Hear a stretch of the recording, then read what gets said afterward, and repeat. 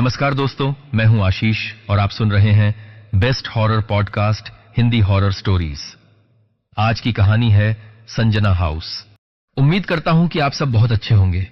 मेरे बहादुर दर्शकों, थ्रिल और चिल्स के एक और रोंगटे खड़े कर देने वाले नए एपिसोड में आपका फिर से स्वागत है। भूत प्रेत, पिशाच और शैतानों की रोमांचक कहानियां आपको इस चैनल पर सुनने को मिलती हैं। अगर आपको ऐसी ही वीडियोस देखना पसंद है तो चैनल को सब्सक्राइब करके अभी हमसे जुड़ जाइए, क्योंकि हमेशा हम ऐसी यूनिक और सस्पेंस से भरी कहानियां लाते रहते हैं, तो कहीं वो आपसे मिस ना हो जाए। तो हेडफोन लगाइए और कमरे की लाइट्स बंद कर लें, क्योंकि डरावनी यात्रा शुरू होने वाली है। और हां, मैंने हाल ही में एक सस्पेंस और हॉरर से भरी कहानी वो लौट आई है, एक्सप्लेन की है। अगर आपने इसे मिस कर दिया है तो उसका लिंक डिस्क्रिप्शन में है, जाकर जरूर देखें। तो आइए ज्यादा समय बर्बाद न करते हुए सुनते हैं आज की यह कहानी, जो सच में बड़ी ही जबरदस्त है, जिसमें इमोशंस, डर और सस्पेंस है, जिसका आपको बेसब्री से इंतजार है। दोस्तों, आज की कहानी में अंत तक बने रहना। ट्रस्ट मी, आपको बहुत मजा आने वाला है, क्योंकि सस्पेंस खतरनाक है जो आपको हिलाकर रख देगा। उत्तर प्रदेश के मुजफ्फरनगर की रीवा कॉलोनी में आज काफी चहल पहल थी। आज यह एरिया काफी हाई सोसाइटी में माना जाता है। एकदम मेन सड़क से लगी इस कॉलोनी में घर लेने का सपना हर कोई देखता है। यहां पर हर प्रकार की सुविधा हर समय मौजूद रहती है। इसी कॉलोनी के कॉर्नर पर एक त्रिमंजिला मकान काफी समय से बंद पड़ा था और आज उसे बेचने की प्रक्रिया में लोगों की भीड़ लगी थी। हर कोई उस खूबसूरत मकान को अपना बनाने का सपना देख रहा था। जिसकी बोली जितनी ज्यादा, वह मकान उसी का होगा। उस मकान की बोली 50 लाख से शुरू हुई और 5 करोड़ पर डील फाइनल हो गई। इससे पहले कि पैसों का लेन देन होता, अचानक से तेज आंधी ने वहां सब कुछ बिखेर दिया। आसमान काले बादलों से घिर गया, बिजली चमकने लगी और हल्की बारिश होने लगी। मौसम में अचानक से आए परिवर्तन को कोई भी समझ नहीं पाया। सभी लोग इधर उधर सुरक्षित जगह की ओर भागने लगे। मकान खरीदने और बेचने वाले ने उस मकान के अंदर जाने की सोची, लेकिन घर का मेन डोर खुल ही नहीं रहा था। अरे भाई दीपक, ये दरवाजा तो खुल ही नहीं रहा है, मेहता साहब ने दीपक से कहा। दीपक, जो कि एक प्रॉपर्टी डीलर है और उस मकान का केयर टेकर भी है। इस मकान को बिकवाने का काम उसी का है। अरे साहब, बहुत समय से बंद है तो जाम हो गया होगा, थोड़ी कोशिश करने दो, खुल जाएगा। ठीक है, इसे खोलो, फिर अंदर बैठकर ही इस घर की सारी प्रोसेस पूरी करते हैं। और इस घर के मालिक कहां हैं? नीलामी हो गई और उनका कुछ पता ही नहीं है। प्रकाश साहब ने इस घर की सारी जिम्मेदारी मुझे ही दी है, वो आते ही होंगे। फ्लाइट लेट हो जाने के कारण उन्हें थोड़ी देर हो गई, और फिर यहां का ट्रैफिक तो आप जानते ही हैं, कब कितनी देर इंसान फंस जाए कुछ कह नहीं सकता। अभी मेरी उनसे बात हुई है, बोले हैं आपको आराम से बैठाऊं, किसी प्रकार की कोई कमी नहीं होने दूंगा। बस थोड़ी ही देर में पहुंच रहे हैं। बड़ी मुश्किल से घर का दरवाजा खोलकर अंदर बैठाते हुए बोला, रीता, तुम बच्चों के साथ जब तक पूरा घर देख लो, तब तक मैं और दीपक भाई इस घर की सभी फॉर्मेलिटीज पूरी कर लेते हैं, और तब तक प्रकाश जी भी आ जाएंगे। अपनी पत्नी रीता से बच्चों को घर दिखाने का बोल काम में लग जाते हैं। रीता और उसके बच्चे पूरे घर को देखने लगते हैं, लेकिन थोड़ी ही देर में रीता चिल्लाते हुए वापस आ जाती है। मेहता जी और दीपक उसे ऐसे देख परेशान हो जाते हैं। आप चलिए यहां से, ये घर हमें नहीं लेना है, बहुत ही डरते हुए रीता मेहता साहब से कहती है। अरे क्या हुआ, बताओ तो कुछ। आप पहले चलिए यहां से, इस घर में कुछ भी ठीक नहीं है। वहां ऊपर कोई है, बहुत ही घबराते हुए बोली। अरे भाभी जी, क्या हुआ? रुकिए तो देखिए कितना अच्छा घर है। दीपक उन्हें समझाने की कोशिश करता है। क्या दीपक भाई, आप ये किस तरह का घर दिलवा रहे हैं हमें? हमें ये घर नहीं चाहिए। वहां ऊपर कोई है, चलिए मैं देखता हूं कि कौन है जिसने आपको इतना डरा दिया है। मैंने कहा ना आपसे, मुझे ये घर नहीं लेना है। आपको लेना है तो लीजिए, मैं यहां नहीं रहूंगी, मैं जा रही हूं। रुको एक मिनट, मैं भी चलता हूं। दीपक भाई, जब मेरी बीवी बच्चे ही इस घर में नहीं रहना चाहते तो मैं कैसे इसे ले सकता हूं? ऊपर उन्होंने क्या देखा क्या नहीं, इससे फर्क नहीं पड़ता। आप प्रकाश जी से मेरी तरफ से माफी मांग लीजिएगा। दीपक ने उन्हें समझाने और रोकने की बहुत कोशिश की, लेकिन उन्होंने कोई भी बात नहीं सुनी और प्रकाश जी से माफी मांगने को कहते हुए मेहता साहब और उनकी बीवी बच्चे वहां से चले जाते हैं। दीपक, ऐसे सर पर हाथ रखे क्यों बैठे हो? कहां है मेहता साहब? प्रकाश सिंह घर में प्रवेश करते ही दीपक को सर पर हाथ रखे उदास बैठे देख पूछते हैं। चले गए वो लोग, उन्हें ये घर नहीं लेना है। ऐसे कैसे नहीं लेना? पूरी बात तो फाइनल हो गई थी, उन्हें पसंद भी आ गया था। फिर थोड़ी ही देर में ऐसा क्या हो गया कि उनका मन बदल गया। पता नहीं साहब, इस घर में क्या है, किसी को भी लाता हूं, सब डरकर भाग जाते हैं। बड़ी मुश्किल से मेहता साहब इसे लेने को तैयार हो गए और सब फाइनल भी हो गया, लेकिन उनकी बीवी बच्चे ने पता नहीं क्या देख लिया और डर से तुरंत ही घर लेने से इनकार कर दिया। इतना बड़ा और अच्छा घर और कोई खरीदार ही नहीं मिल रहा। कैसी अजीब बात है।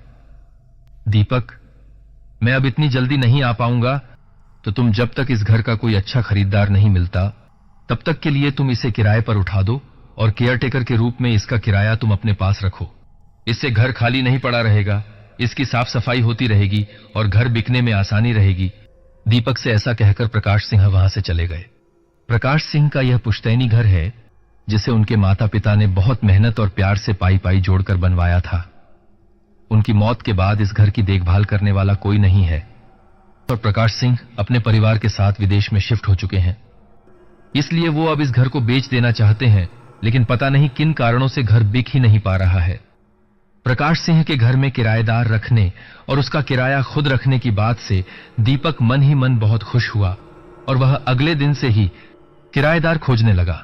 जल्दी ही एक किराएदार उस घर में रहने के लिए आया और फिर अब इस घर में आराम से रह सकते हैं, किसी तरह की कोई परेशानी नहीं होगी।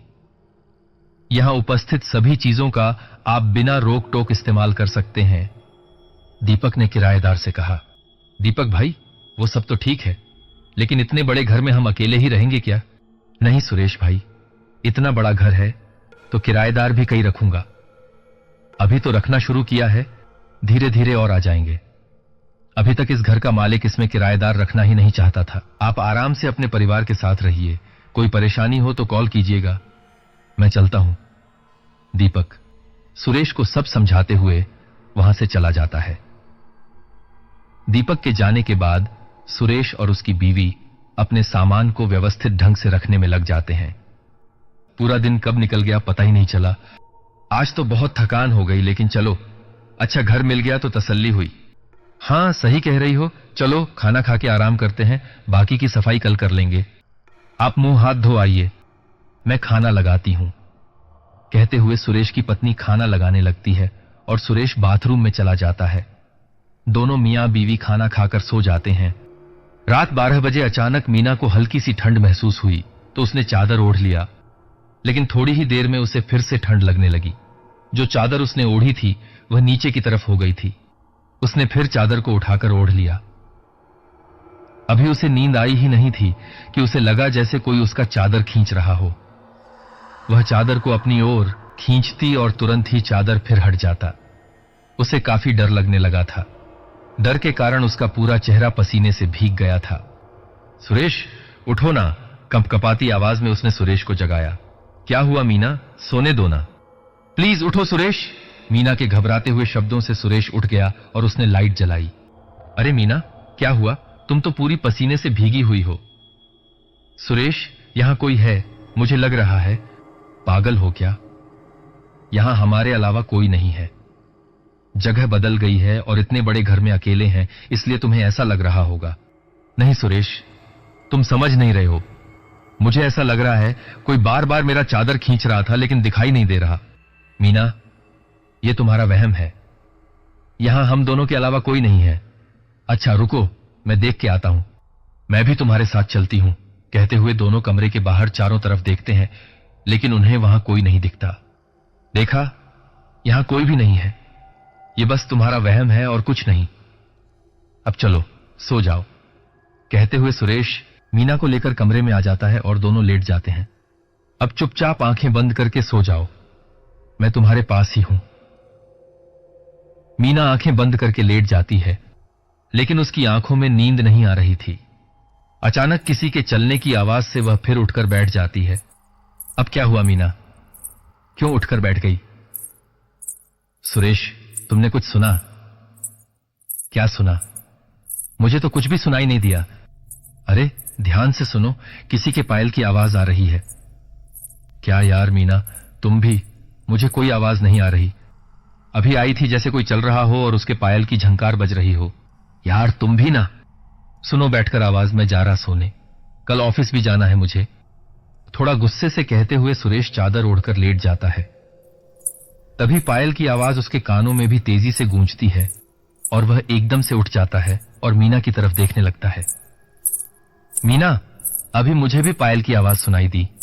मैं कह रही थी ना कोई है यहां, लेकिन तुम्हें मेरी बात पर भरोसा ही नहीं हुआ। चलो देखते हैं कौन है जो इतनी रात में टहल रहा है। लेकिन तभी लाइट चली जाती है।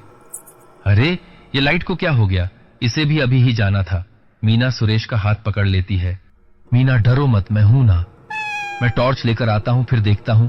सुरेश टॉर्च लेकर आता है और उस ओर देखता चलता है जिधर से पायल की आवाज आ रही थी। मीना उसका हाथ पकड़े उसके पीछे पीछे चल रही होती है। कभी पायल की आवाज तेज हो जाती तो कभी धीरे। कभी लगता कोई उसके पीछे चल रहा तो कभी लगता कोई एकदम बगल में चल रहा, लेकिन कोई भी नहीं दिखाई दे रहा। तो कौन है वहां? जो भी है सामने आ जाओ। डरते और कांपते हाथों से टॉर्च देखते हुए सुरेश बोला। तभी उसे लगा सामने दीवार के पास कोई खड़ा है। कौन है वहां? बोलता क्यों नहीं? आखिर कौन हो? कहते हुए सामने की तरफ टॉर्च करता है। तभी मीना और सुरेश के मुंह से चीख निकल जाती है और डर से टॉर्च जमीन पर गिर जाती है। सामने एक बड़ी बड़ी आंखों और लंबे बालों वाली डरावनी सी परछाई दिखती है। मीना और सुरेश वहीं जमीन पर डर के मारे एक कोने में एक दूसरे को पकड़कर बैठ जाते हैं। थोड़ी देर बाद चारों ओर शांति छा जाती है। सुरेश धीरे से उठकर जमीन पर पड़ी टॉर्च को उठाने की कोशिश करता है, लेकिन टॉर्च अपने आप आगे बढ़ जाती है। दोनों फिर डर के मारे पीछे हट जाते हैं। डर के कारण उनकी हालत खराब हो चुकी थी। दोनों ही पसीने से पूरी तरह भीग चुके थे, लेकिन वहां से उठकर जाने की हिम्मत किसी की नहीं थी। तभी उन्होंने देखा टॉर्च की रोशनी दीवार पर जहां पड़ रही थी वहां जैसे कुछ लिखा हुआ दिख रहा था। निकल जाओ यहां से, ये मेरा घर है। और फिर तुरंत ही लिखा हुआ मिट जाता है और वहां कुछ आकृतियां उभरने लगती हैं। ये देखते ही दोनों के होश उड़ जाते हैं और वे बेहोश हो जाते हैं।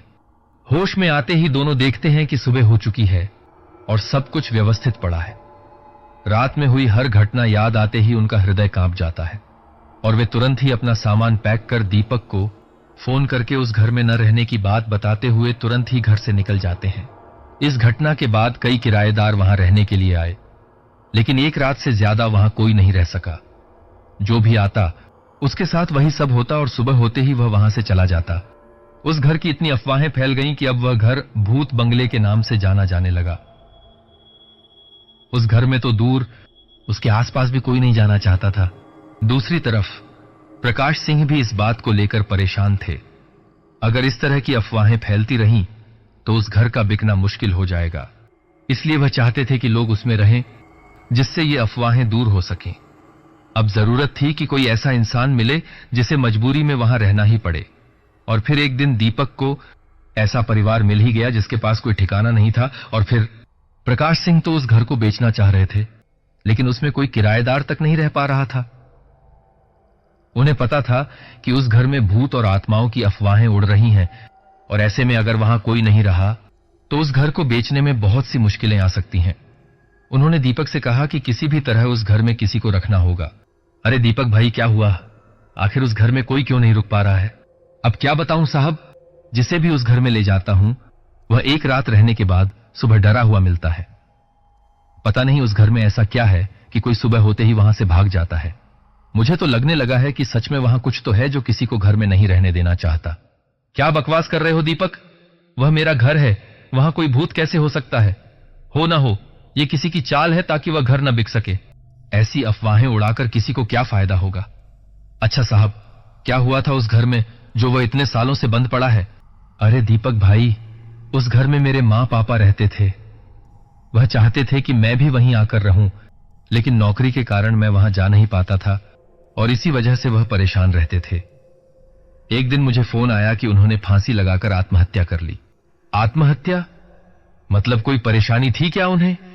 आखिर ऐसा क्यों किया उन्होंने? पता नहीं। बहुत कोशिशों के बाद भी उनकी मौत का कारण नहीं जान पाया। बस इतना ही पता चला कि कुछ दिनों से वह काफी परेशान चल रहे थे और पूछने पर भी कुछ नहीं बताते थे। कहीं उन्हीं की आत्मा तो नहीं है जो किसी को उस घर में रहने नहीं देना चाहती? क्या बकवास कर रहे हो दीपक? आज के जमाने में ये भूत प्रेत की बातें, भूत वूत कुछ नहीं होते, सिर्फ मन का वहम होता है। तुम जल्दी से उस घर के लिए खरीदार ढूंढो ताकि मुझे रोज रोज की झंझट से छुटकारा मिले। ठीक है साहब, मैं कुछ करता हूं। फोन रखकर दीपक मन ही मन सोचता हुआ रास्ते पर जा रहा था। तभी उसकी नजर एक भीड़ पर पड़ी। वहां एक औरत जमीन पर अपनी 2 बच्चियों को लिए रो रही थी और लोग उसकी बेबसी का तमाशा देख रहे थे। दीपक उस औरत के पास गया। वह औरत कुछ नहीं बोली, लेकिन आसपास के लोगों ने बताया कि उसके पति की दुर्घटना में मौत हो गई थी और उसके ससुराल वालों ने उसे घर से निकाल दिया। उसका कोई सहारा नहीं था। वह अपनी बच्चियों को लेकर कहां जाए, ये समझ नहीं पा रही थी। समाज का कोई भरोसा नहीं है, जिसकी कोई मदद नहीं होती उसे लोग नोचने को तैयार रहते हैं। दीपक ने मन ही मन सोचा कि क्यों ना इन्हें उस घर में रहने का मौका दिया जाए। इससे इन बेसहारा लोगों को रहने का घर मिल जाएगा और अफवाहें भी दूर हो जाएंगी। क्या तमाशा लगा रखा है यहां? किसी की मदद नहीं कर सकते तो तमाशा क्यों बना रहे हो? भीड़ को चीरते हुए दीपक उस औरत के पास पहुंचा। उठो बहन, यहां से चलो। कब तक इस तरह से अपने बच्चों के साथ रहोगी? मेरा ठिकाना नहीं है तो मैं कहां जाऊं? भगवान ने ही मुझे बेसहारा कर दिया है, उस औरत ने दीपक के अपनेपन से कहा। भगवान पर भरोसा रखो बहन, भगवान खुद नहीं आता, वह अपने भक्तों की मदद के लिए किसी को माध्यम बनाता है। जैसे अब उसने तुम्हारी मदद के लिए मुझे भेजा है, लेकिन आप मुझे जानते भी नहीं, फिर मेरी मदद क्यों? मैंने तुम्हें बहन कहा है और तुमने भी तो मुझे भाई कहा है। मुझ पर भरोसा रखो। ठीक है, बताइए कहां चलना है? अब तो बस भगवान के भरोसे ही हूं, कहकर वह दीपक के साथ चल दी। बहन, तुम्हारा नाम क्या है और तुम्हारे साथ क्या हुआ? तुम्हारे परिवार वालों ने इतनी निर्दयता से तुम्हें घर से क्यों निकाल दिया? मेरा नाम सुनैना है। ये मेरी दोनों बच्चियां हैं। मेरे पति की दुर्घटना में मौत हो गई और प्रॉपर्टी में हिस्सा न देना पड़े, इसलिए ससुराल वालों ने मुझे घर से निकाल दिया। आपने मुझे भाई मानकर सहारा दिया है, भगवान आपको हमेशा खुश रखे। दीपक सुनैना की बातों को सुनकर सोचने लगा कि कहीं वह उसकी मजबूरी का फायदा तो नहीं उठा रहा। उसने सुनैना को सब कुछ सच बताने का फैसला कर लिया। सुनैना बहन, मुझे तुमसे कुछ बताना है। उस घर के पास पहुंचकर दीपक ने सुनैना से कहा, हां भाई, जो भी कहना हो आप निश्चिंत होकर कह सकते हैं। बहन, ये जो घर देख रही हो, इसमें आप आराम से रह सकती है, कोई परेशानी नहीं होगी, लेकिन क्या? साफ साफ कहिए। वो बात यह है कि जो भी इस घर में रहता है वो अगले दिन यहां से भाग जाता है। लोगों का कहना है यहां पर भूत है जो किसी को घर में रहने नहीं देता। मुझे इस बात पर यकीन नहीं है, लेकिन फिर भी मैं आपको परेशानी में नहीं डाल सकता। एक रात यहां रुक जाइए, मैं कल कहीं और रहने का इंतजाम देखता हूं। आप परेशान मत होइए भाई, आपने मुझे यहां तक पहुंचा दिया, आगे मेरी और मेरे बच्चों की किस्मत। आपने मुझे सर छुपाने की जगह दी, वही बहुत है मेरे लिए। जितनी तकलीफ मुझे मेरे घर वालों ने दी, उससे भी ज्यादा तकलीफ तो ये भूत नहीं दे सकते। मैं सब कुछ संभाल लूंगी, आप परेशान मत होइए। जब तक मैं अपना इंतजाम खुद नहीं कर लूंगी, यहां से कहीं नहीं जाऊंगी। अब जो उस ऊपर वाले की मर्जी होगी वही होगा। कहते हुए सुनैना अपनी दोनों बच्चियों के साथ भगवान का नाम लेकर घर के अंदर चली गई। दीपक ठगा सा बस उन्हें अंदर जाते हुए देख रहा था। बस वो ईश्वर से यही मना रहा था, इन लोगों के साथ कुछ भी गलत ना हो। दीपक ने उन बेसहारा मां बेटी को रहने को जगह तो दे दी, लेकिन उसके मन को लग रहा जैसे उन्होंने उन मजबूर लोगों के साथ कुछ गलत तो नहीं किया। उसने उनके रहने की व्यवस्था के साथ खाने पीने का भी इंतजाम कर दिया था। सुनैना बहन, ये मेरा नंबर है, कोई जरूरत या परेशानी हो तो मुझे तुरंत बेझिझक कॉल कर देना, मैं आ जाऊंगा। अभी मैं चलता हूं। नहीं भाई, आपने इतना भी मेरे लिए किया, वही मेरे लिए बहुत बड़ी बात है। आपने सर छुपाने की चित दी, खाने का इंतजाम भी किया। अब आगे मैं सब संभाल लूंगी, आप निश्चिंत होकर जाइए। सुनैना के कहने पर दीपक वहां से चला गया। सुनैना अपनी बेटी पल्लवी, जो कि 13 साल की थी, के साथ घर को व्यवस्थित करने में लग गई और दूसरी बेटी पारुल, जो कि अभी 6 साल की हुई थी, बहुत ही शांत एक किनारे बैठी अपनी मां और बहन को निहार रही थी। उस नन्ही जान को समझ ही नहीं आया कि एक पल में क्या से क्या हो गया और उसका घर परिवार सब बिखर गया। सुनैना से खाना बनाया और अपनी दोनों बच्चियों को खिला साथ में ही सो गए। रात 12 बजे जैसे उस घर में और लोगों के साथ हुआ, सुनैना को भी किसी की आहट सी महसूस हुई और वो चुपचाप बिना आवाज किए कमरे के बाहर निकलकर देखने लगी, लेकिन जब उसे वहां कोई नहीं दिखा तो वो फिर से कमरे में आकर लेट गई। थोड़ी देर में उसे किसी के पायल की आवाज आने लगी। इस घर में तो कोई नहीं है, फिर ये पायल की आवाज किसकी आ रही है? मन ही मन सोचते हुए वो फिर से कमरे से बाहर आ गई और लाइट जलाकर सब जगह देखने लगी। तभी अचानक से लाइट चली गई। अरे ये लाइट को क्या हो गया?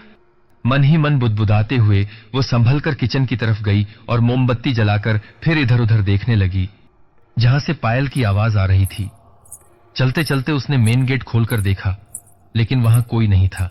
तभी उसे लगा जैसे किसी ने उसे पीछे से पकड़ा हो और एकदम से सुनैना के मुंह से चीख निकल गई। अरे मां, मैं हूं आपकी पल्लवी। आप इतनी रात में यहां अंधेरे में बाहर क्या कर रही हैं? मां को इतनी रात में कमरे से बाहर आते देख पल्लवी भी पीछे से आ गई थी और उसके अचानक से पीछे आने से वो डर गई थी। अरे पल्लवी, तुम उठकर क्यों आई? लाइट भी नहीं आ रही, कहीं उसकी आंख खुल गई तो किसी को नहीं देखेगी तो डर जाएगी। मां, पारुल सो रही है, मैं तो आपको बाहर आते देख आई। आइए मां, चलिए, बहुत रात हो गई है। कुछ नहीं बेटा, मुझे लगा यहां कोई है, वही देखने आई थी, लेकिन लाइट चली गई थी। तभी लाइट भी आ जाती है। लो मां, लाइट भी आ गई। यहां कोई भी नहीं है हमारे सिवा, भला यहां कौन आएगा? इतना कहते ही अचानक से लाइट जलने और बुझने लगी। अजीब सी आवाजें आने लगी। मां, ये लाइट को अचानक से क्या हो गया? ये ऐसे कैसे होने लगी? थोड़ा डरते हुए पल्लवी ने सुनैना का हाथ पकड़ लिया। मां, वहां देखो, कोई है वहां। सामने कोई परछाई उभरती देख थोड़े डरते हुए पल्लवी मां से बोली, डरो मत बेटा, वहां कुछ नहीं है, तुम कमरे में जाओ। खुद भी डरते हुए लेकिन बेटी को सांत्वना देते हुए सुनैना बोली, नहीं मां, तुम भी चलो, मुझे डर लग रहा है। कहते हुए वो दोनों उस परछाई की तरफ ध्यान न देते हुए कमरे में जाने को पलटी। वैसे ही किनारे रखा सोफा अपने आप खिसक कर एकदम से पास आ गया, जिसे देख सुनैना और पल्लवी के मुंह से चीख निकल गई। फिर भी उन्होंने खुद को संभालते हुए पल्लवी का हाथ पकड़कर किनारे से निकलते हुए कमरे में आ गईं और उसने पल्लवी को पारुल के पास चुपचाप बैठने को कहा। पल्लवी, तुम चुपचाप पारुल के पास बैठकर उसका ख्याल रखो, कहीं वो जाग गई तो ये सब देखकर डर जाएगी। मैं अभी आती हूं। कहते हुए सुनैना कमरे से बाहर जाने लगी। मां, प्लीज तुम भी बाहर मत जाओ, यहीं बैठो, मुझे डर लग रहा है। बाहर देखा, कुछ अजीब हो रहा है। डरो मत बेटा, मेन गेट खुला रह गया है, उसे बंद करके आती हूं, मैं बस गई और आई। कहते हुए उसने कमरे का दरवाजा बाहर से बंद कर दिया। डर तो सुनैना को भी लग रहा था, लेकिन अगर वह कमजोर पड़ जाएगी तो बच्चे और भी डर जाएंगे। हिम्मत करके उसने धीरे धीरे कमरे के बाहर निकली और मेन गेट बंद करके वापस लौटी। जैसे ही वह लौटी, अचानक से लाइट बहुत तेजी से जलने और बुझने लगी और सामने कुछ आकृतियां उभरने लगीं। सुनैना का दिल जोर से धड़कने लगा, लेकिन फिर भी उसने हिम्मत करके बोला, कौन है यहां? कहते हुए डरते हुए वह धीरे धीरे कमरे की तरफ अपने बच्चों के पास बढ़ रही थी। तभी उसे डरावनी और भारी आवाजें आने लगीं। चली जाओ इस घर से, निकल जाओ यहां से अभी, ये मेरा घर है। सुनकर सुनैना डर से कांप गई थी, फिर भी बोली, नहीं जाऊंगी, तुम्हें जो करना हो कर लो। सुनैना के इतना कहते ही जैसे वो आकृतियां गुस्से से चीखने लगी। उनकी भयानक आवाजों से वह बुरी तरह कांपने लगी और उन आवाजों ने सुनैना के कान जैसे सुन्न कर दिए। उस जगह की चीजें हवा में उछलने लगी थीं। सुनैना भी ये सब देखकर बहुत डर गई, लेकिन फिर भी उसने हिम्मत रखी और अपने दोनों हाथों से कानों को बंद कर वहीं जमीन पर बैठकर जय श्री हनुमान का जप करने लगी। थोड़ी देर में उसे वहां कुछ शांति सी महसूस हुई। सुनैना ने आंखें खोली तो वहां सब कुछ सामान्य जैसा था। उसने तुरंत मन से ईश्वर को धन्यवाद देते हुए अपने बच्चों के पास भागकर गई और उन्हें गले से लगा लिया। डर की एक रात तो बीत गई, लेकिन क्या सब कुछ सही हो गया था या अभी बहुत कुछ होना बाकी था? लेकिन सुनैना के पास कोई भी चारा नहीं था उस घर को छोड़ देने का। बड़ी मुश्किल से तो सिर छुपाने की जगह मिली थी, ऐसे कैसे छोड़कर चली जाती? फुटपाथ पर तो नहीं रह सकती थी, आखिर जवान होती बच्ची थी और खुद को जमाने की बुरी नजर से कैसे बचा पाती? किसी भी तरह उसे उसी घर में रहना था। डर की एक रात तो बीत गई। सुनैना को लगा शायद अब सब सही हो जाएगा, लेकिन क्या सब कुछ सही हो गया था या अभी बहुत कुछ होना बाकी था? सुनैना के पास कोई भी चारा नहीं था उस घर को छोड़ देने का। किसी भी तरह उसे उसी घर में रहना था। जब तक नौकरी और कहीं रहने का इंतजाम नहीं हो जाता। दीपक के मन में सुनैना और उसकी बच्चियों के प्रति दया का भाव था और न जाने क्यों उसे उनके साथ कुछ गलत होने पर खुद को जिम्मेदार मानने का डर भी था। अगली सुबह वह उनसे मिलने गया, लेकिन वहां सब कुछ सही देखकर उसे थोड़ी तसल्ली हुई। उसने सुनैना से रात के बारे में पूछा तो सुनैना ने सब सही कहते हुए बात टाल दी। बहन, तुमने कल नौकरी की बात कही थी तो मैंने एक स्कूल में नौकरी की बात की है, तुम चलकर बात कर लो। सब सही हुआ तो नौकरी कर लेना, तुम्हारी परेशानी दूर हो जाएगी। आपने देखा है तो सही ही होगा। कब चलना होगा मुझे? अगर आप चाहो तो आज ही चलकर बात कर लो। ठीक है, तब तक आप चाय नाश्ता कीजिए, मैं तैयार होकर आती हूं। पल्लवी, अंकल को चाय नाश्ता दे दो, कहते हुए वह तैयार होने चली जाती है और फिर दीपक के साथ स्कूल के लिए निकल पड़ती है। पल्लवी, अभी पारुल बहुत छोटी है, उसके साथ ही रहना और उसका ख्याल रखना। मैं एक स्कूल में नौकरी के लिए जा रही हूं, थोड़ी देर में आऊंगी। अगर ये नौकरी मिल गई तो सब सही हो जाएगा। मैंने खाना बनाकर रख दिया है, तुम भी खा लेना और पारुल को भी खिला देना। और प्यारी बच्ची, दीदी को बिल्कुल भी परेशान मत करना, दीदी का सब कहना मानना। ओके मम्मा, आप जाइए, मैं दीदी को बिल्कुल भी परेशान नहीं करूंगी और दीदी का ख्याल भी रख लूंगी। छोटी बच्ची के मुंह से ऐसी प्यारी बात सुनकर पल्लवी और सुनैना दोनों हंस दी। मां, आप निश्चिंत होकर जाइए, मैं अब बड़ी हो गई हूं, अपना और अपनी छोटी बहन दोनों का अच्छे से ख्याल रखूंगी। बेटी के मुंह से ऐसी जिम्मेदारी भरी बात सुनकर सुनैना की आंखों में आंसू आ गए। समय ने पल्लवी को समय से पहले ही कितना समझदार बना दिया है, ये सोचते हुए उसने अपनी दोनों बच्चियों को प्यार से गले लगाया और फिर बाहर निकल गई। सुनैना एक पढ़ी लिखी औरत थी और उसके पास स्कूल में पढ़ाने का अनुभव भी था, इसीलिए उसने स्कूल में अच्छे से साक्षात्कार दिया। उसके प्रदर्शन से प्रभावित होकर उसे वहां नौकरी भी मिल गई। नौकरी मिलने से जितनी खुशी सुनैना को थी उतनी ही खुशी दीपक को भी थी। दीपक भाई, आपकी वजह से मुझे रहने को घर और आज यह नौकरी भी मिल गई। मैं आपका यह एहसान कभी नहीं भूल पाऊंगी। आपने मेरे और मेरे बच्चों के लिए जो किया है वह मैं जिंदगी भर नहीं चुका पाऊंगी। इसमें एहसान की कोई बात नहीं है। आपको नौकरी आपकी काबिलियत की वजह से मिली है, मैं तो आपको यहां तक पहुंचने का माध्यम ही बना। मैंने आपको बहन माना है तो यह करना मेरा फर्ज है। अगर मैं किसी काम आ सका तो मेरे लिए यह सौभाग्य की बात है।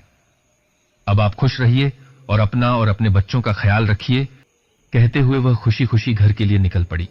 मां के जाने के बाद पल्लवी ने पारुल का बहुत ख्याल रखा, उसे खाना खिलाया और उसकी हर जिद भी पूरी की। थोड़ी देर में पारुल न जाने कहां से एक क्रिकेट बैट और बॉल ले आई और पल्लवी से खेलने की जिद करने लगी।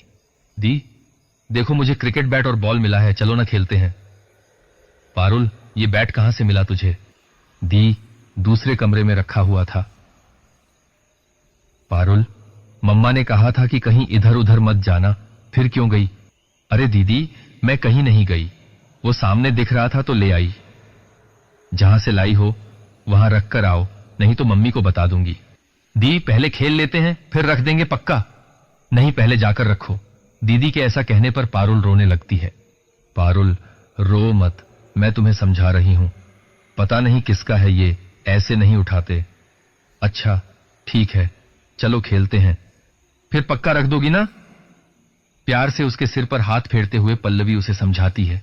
हां दी, बस थोड़ी देर खेलकर पक्का रख दूंगी, कहते हुए पारुल खुश हो जाती है और दोनों घर के बरामदे में खेलने लगती हैं। खेलते खेलते अचानक से बॉल खिड़की में लगे कांच से टकरा जाती है और खिड़की का शीशा टूट जाता है, जिससे नन्ही पारुल डरकर पल्लवी से लिपट जाती है। मैंने कहा था ना, लेकिन तुम सुनती नहीं हो। देखो टूट गया ना, अब मम्मा से क्या कहेंगे? दी, ये शीशा टूट गया, मम्मा डांटेंगी ना, कहते हुए पारुल रोने लगती है। रो मत पारुल, मैं बोल दूंगी कि मुझसे टूट गया है, तुम्हें नहीं डांटेंगी। अब चुप हो जाओ, बैट और बॉल वहीं रख दो जहां से लाई थी, कहते हुए पारुल वहीं जाकर सामान रख देती है। सुनैना के घर आने पर वह दोनों को शांत देख घबरा जाती है। अरे क्या हुआ मेरे बच्चों को, इतने चुप और डरे हुए क्यों हो?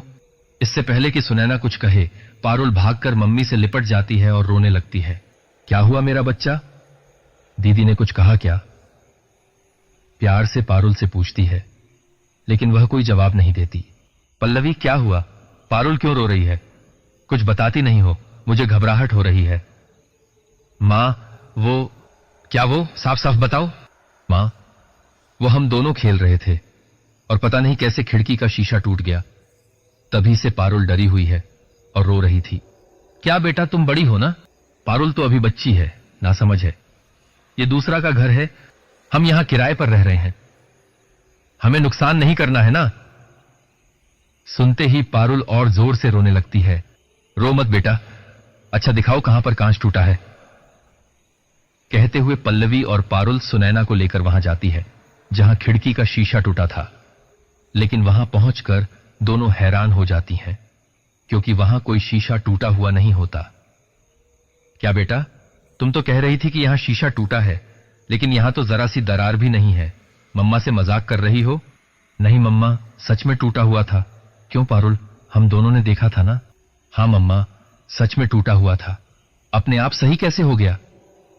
कहते हुए पारुल और पल्लवी दोनों एक दूसरे की तरफ देखने लगी। चलो बहुत हुआ मजाक। अच्छा सुनो, मुझे नौकरी मिल गई है, अब सब सही हो जाएगा।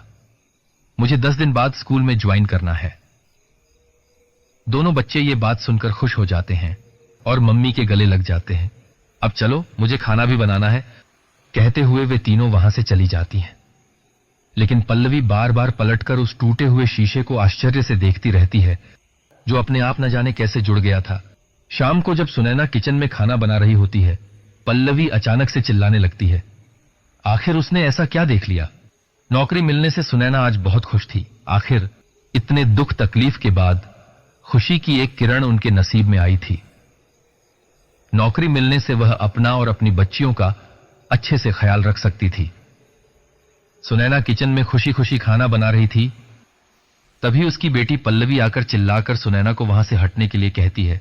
मां, हटो वहां से, भागो जल्दी वहां से। अरे क्या हुआ बेटा, ऐसे क्यों चिल्ला रही हो? पहले वहां से हटो। हुआ क्या, बताओ तो। जब मां वहां से नहीं हटती तो पल्लवी भागकर मां के पास जाती है और उसे पकड़कर जोर से खींचती है, जिससे दोनों गिर जाती हैं। ये क्या कर रही हो? खुद भी गिर गई और मुझे भी गिरा दिया। चोट तो नहीं लगी? क्या हो गया तुम्हें? मां, देखो वहां कितनी आग लगी है, तुम्हारी तरफ बढ़ रही थी और तुम हट ही नहीं रही थी। गैस की तरफ इशारा करते हुए बोली और रोते हुए मां के गले लग गई। क्या हो गया है बेटा? कहां लगी है आग? उस तरफ तो कुछ भी नहीं है। अरे मां, वो आग कहां गई? अभी तो बहुत तेजी से तुम्हारी तरफ बढ़ रही थी। मां के कहने पर उस तरफ देखते हुए पल्लवी ने कहा। बेटा क्या हो गया तुम्हें? तुम्हारी तबीयत ठीक तो है ना? नहीं मां, मैं सच कह रही हूं, अभी वहां आग लगी थी और बहुत तेजी से तुम्हारी तरफ बढ़ रही थी। अच्छा ठीक है, अभी कुछ मत सोचो, जाओ कमरे में जाकर आराम करो, मैं खाना बनाकर वहीं ले आऊंगी, फिर साथ में खाना खाएंगे। ठीक है मां, कहते हुए पल्लवी बार बार उधर ही देखते हुए कमरे में चली जाती है। थोड़ी देर बाद तीनों खाना खाकर सो जाते हैं। पल्लवी की आंखों में नींद नहीं थी। न जाने क्यों बार बार वही घटनाएं याद आ रही थीं। अचानक से टूटा हुआ शीशा कैसे जुड़ गया, और जब भयानक आग लगी हुई दिखती है लेकिन दूसरे पल वहां कुछ नहीं होता, आखिर उसे इस तरह का भ्रम क्यों हो रहा है? यही सब सोच सोचकर वह परेशान थी और उसे नींद नहीं आ रही थी। सोचते सोचते शायद उसकी आंख लग गई। तभी जोर जोर से बिस्तर हिलने लगता है। डर से उसकी आंखें खुल जाती हैं और वह एकदम से उठकर बैठ जाती है।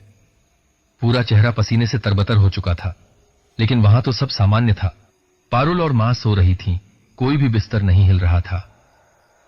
उफ उफ, शायद सपना देखा मैंने, यहां तो कुछ भी नहीं है ऐसा मन ही मन सोचते हुए वह फिर से लेट जाती है। तभी अचानक छर्र छर्र की आवाज के साथ कमरे का दरवाजा थोड़ा खुल जाता है। अरे ये दरवाजा अपने आप कैसे खुल गया? शायद मां बंद करना भूल गई होगी, हवा से खुल गया होगा। वह उठकर दरवाजा बंद करने जाती है। दरवाजा बंद करते वक्त उसे बाहर कोई दिखता है। उसे ऐसा लगता है जैसे कोई इशारे से उसे बुला रहा हो। पल्लवी मां को जगाने के लिए जाती है, लेकिन मां की नींद क्यों खराब करूं, ये सोचते हुए रुक जाती है और खुद ही बाहर जाकर देखने की कोशिश करती है। कमरे के बाहर जाते हुए वह धीरे से कमरे का दरवाजा बंद कर देती है और उस हल्की धुंधली परछाई के पीछे चलने लगती है। उस समय उसे जरा भी डर नहीं लग रहा था, जैसे किसी सम्मोहन के वश में होकर वह बढ़ती जा रही हो। तभी वह एक दरवाजे के पास जाकर रुक जाती है।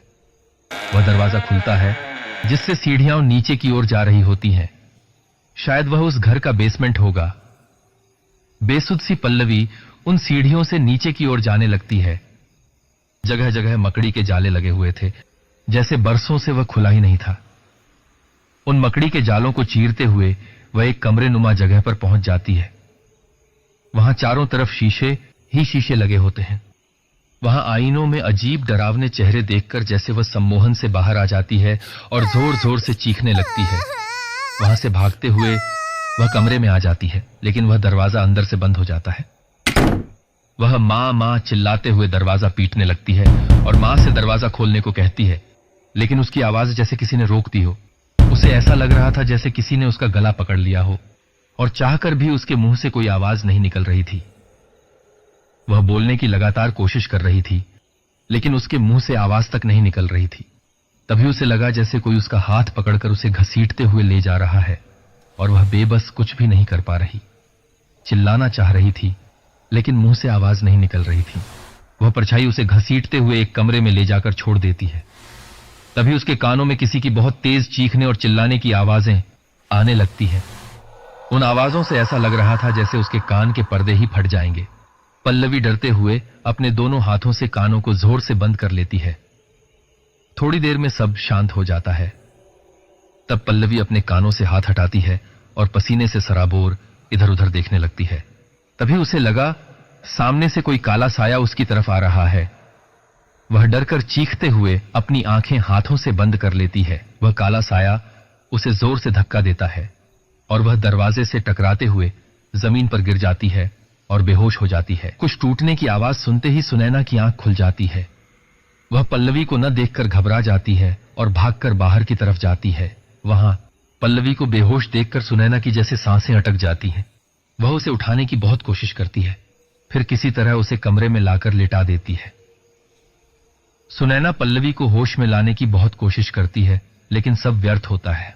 नन्ही पारुल यह सब देखकर बहुत डर जाती है और मां से लिपटी रहती है।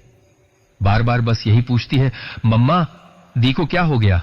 सुनैना पारुल की वजह से रो भी नहीं पा रही थी, क्योंकि उसे पता था कि अगर वह कमजोर हो गई तो पारुल और भी घबरा जाएगी। लेकिन अंदर ही अंदर सुनैना भी पल्लवी के साथ हुए हादसे से बहुत परेशान थी। सुबह हो चुकी थी, लेकिन पल्लवी को अब तक होश नहीं आया था। सुनैना को समझ नहीं आ रहा था कि वह क्या करे, कहां ले जाए और कैसे। तभी उसे दीपक की बात याद आई और उसने दीपक को फोन किया और सारी बात बताई। दीपक ने सांत्वना दी और जल्दी से आने को कहा। सुबह हो चुकी थी और अब तक पल्लवी को होश नहीं आया था। पल्लवी को बेहोश देखकर सुनैना बहुत परेशान हो जाती है। उसे समझ नहीं आ रहा था कि वह क्या करे, कहां ले जाए और कैसे। तभी उसे दीपक की बात याद आई और उसने दीपक को फोन किया। आखिर दीपक ने अनजान होते हुए भी इस कठिन समय में उसकी बहुत मदद की थी और अब किसी से तो मदद की उम्मीद भी नहीं की जा सकती थी। दीपक भाई, क्या आप तुरंत घर आ सकते हैं? हां बहन, क्यों नहीं, लेकिन तुम इतनी घबराई हुई क्यों हो? कोई परेशानी है क्या? हां परेशानी तो है, लेकिन पहले आप आइए फिर बताती हूं। ठीक है, तुम परेशान मत हो, मैं जल्दी ही आता हूं। कहते हुए दीपक फोन रख देता है और जल्दी से तैयार होकर उस बंगले के लिए निकल जाता है।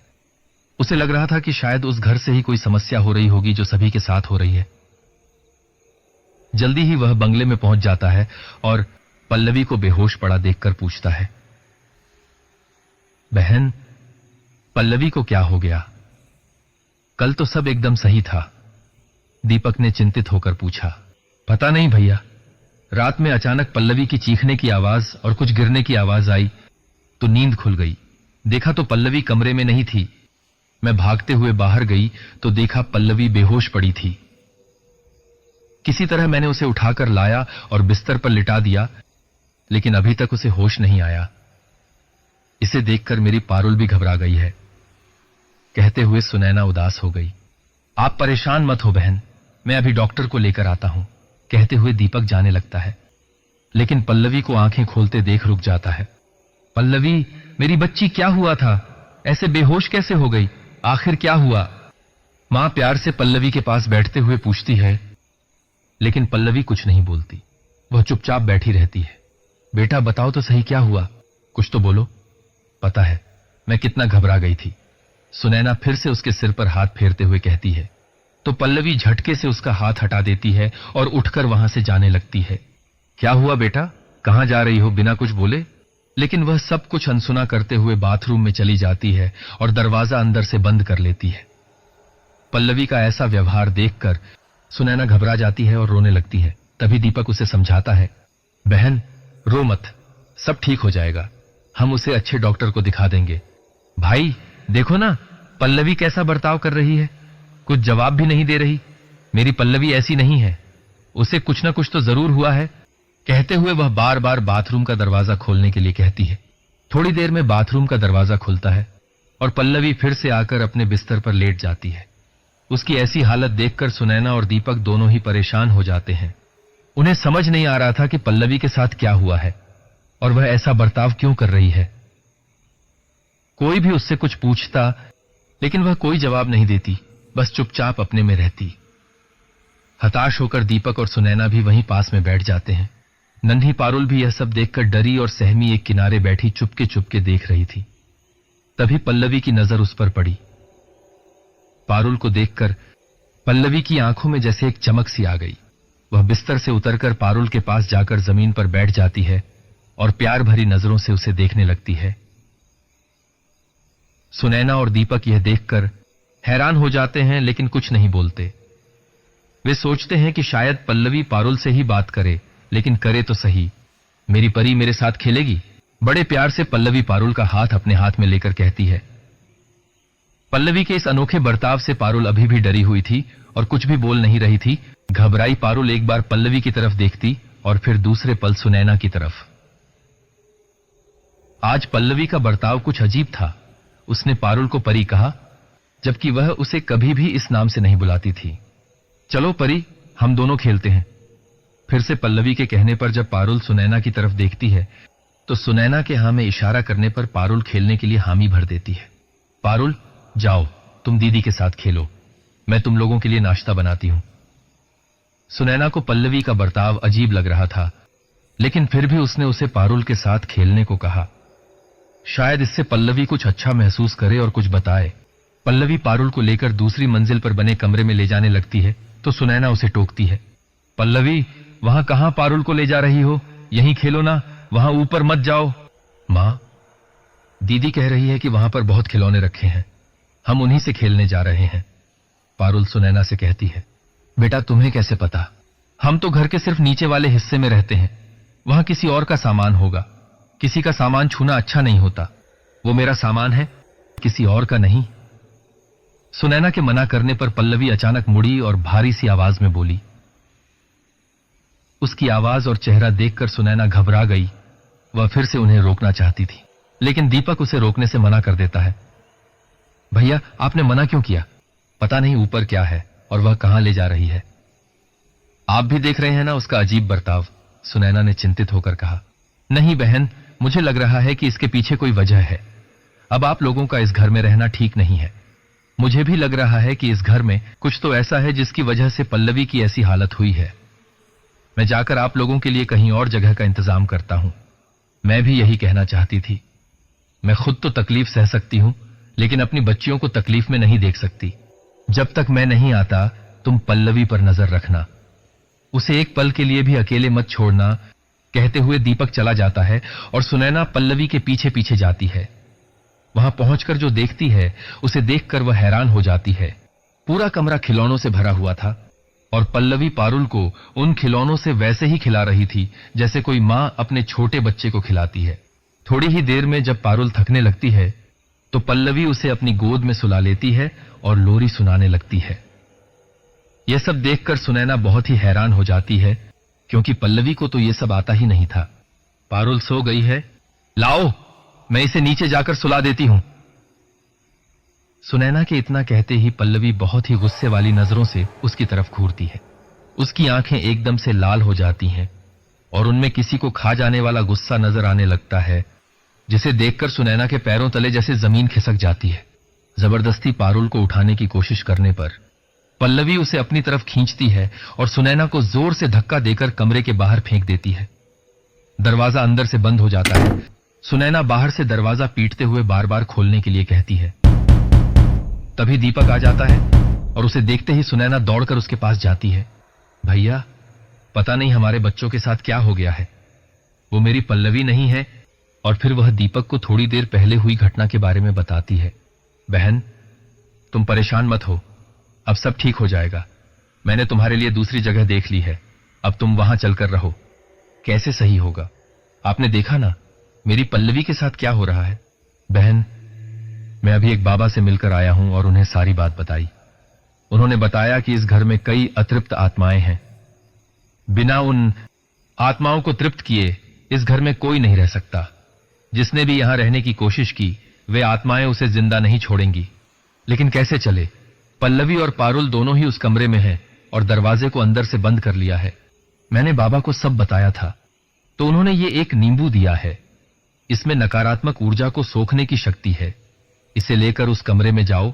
जब तक ये नींबू तुम्हारे हाथ में है कोई तुम्हारा कुछ नहीं बिगाड़ पाएगा। नींबू के काला पड़ने से पहले हमें दोनों बच्चियों को लेकर इस बंगले से बाहर निकलना होगा। कहते हुए दीपक ने सुनैना को वह नींबू दे दिया।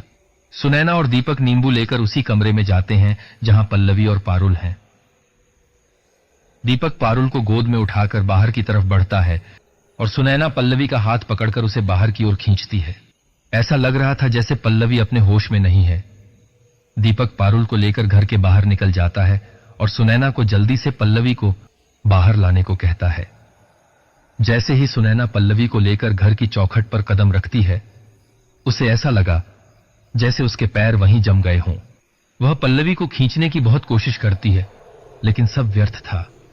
तभी वह पीछे मुड़कर देखती है और पल्लवी को देखकर उसके होश उड़ जाते हैं। लाल लाल खून से भरी आंखें, बिखरे हुए बालों के साथ पल्लवी का चेहरा बहुत ही भयानक लग रहा था।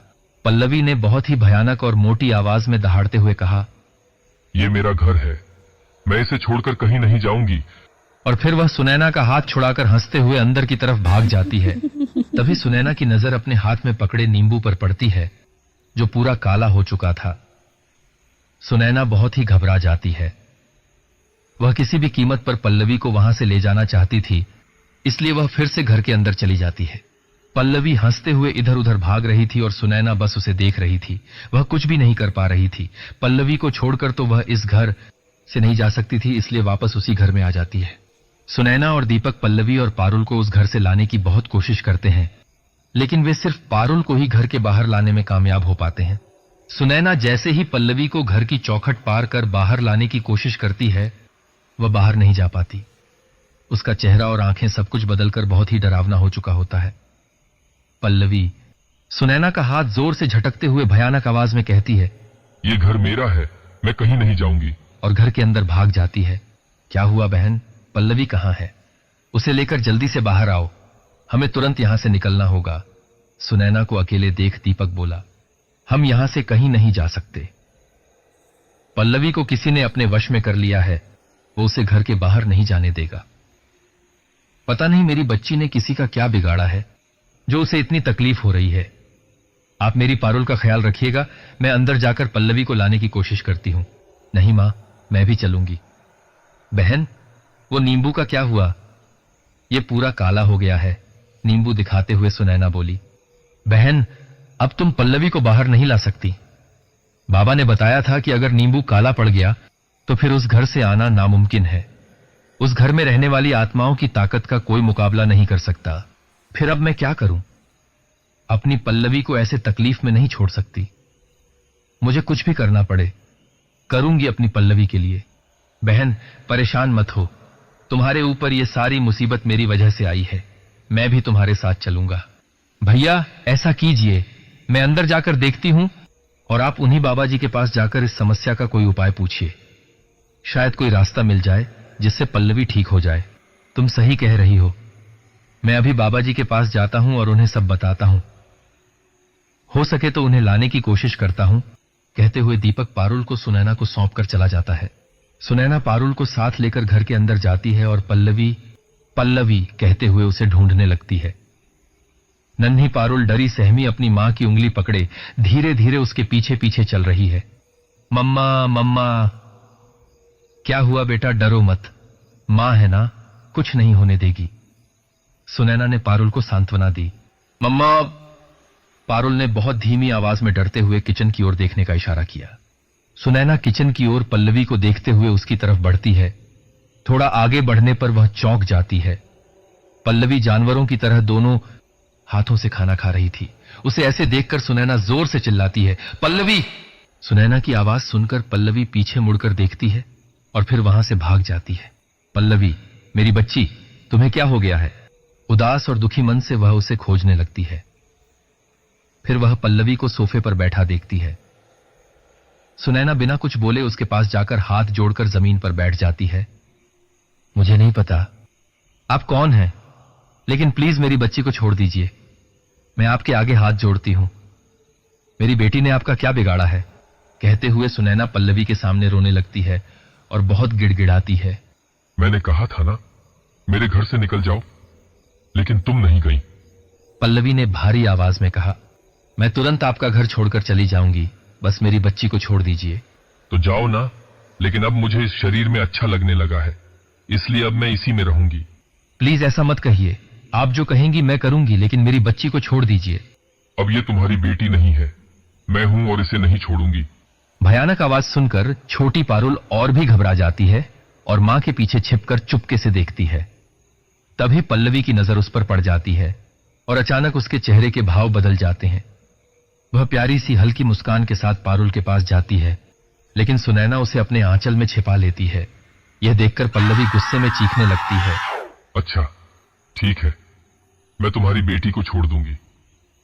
तुम यहां से चली जाना, लेकिन तुम्हें एक काम करना होगा।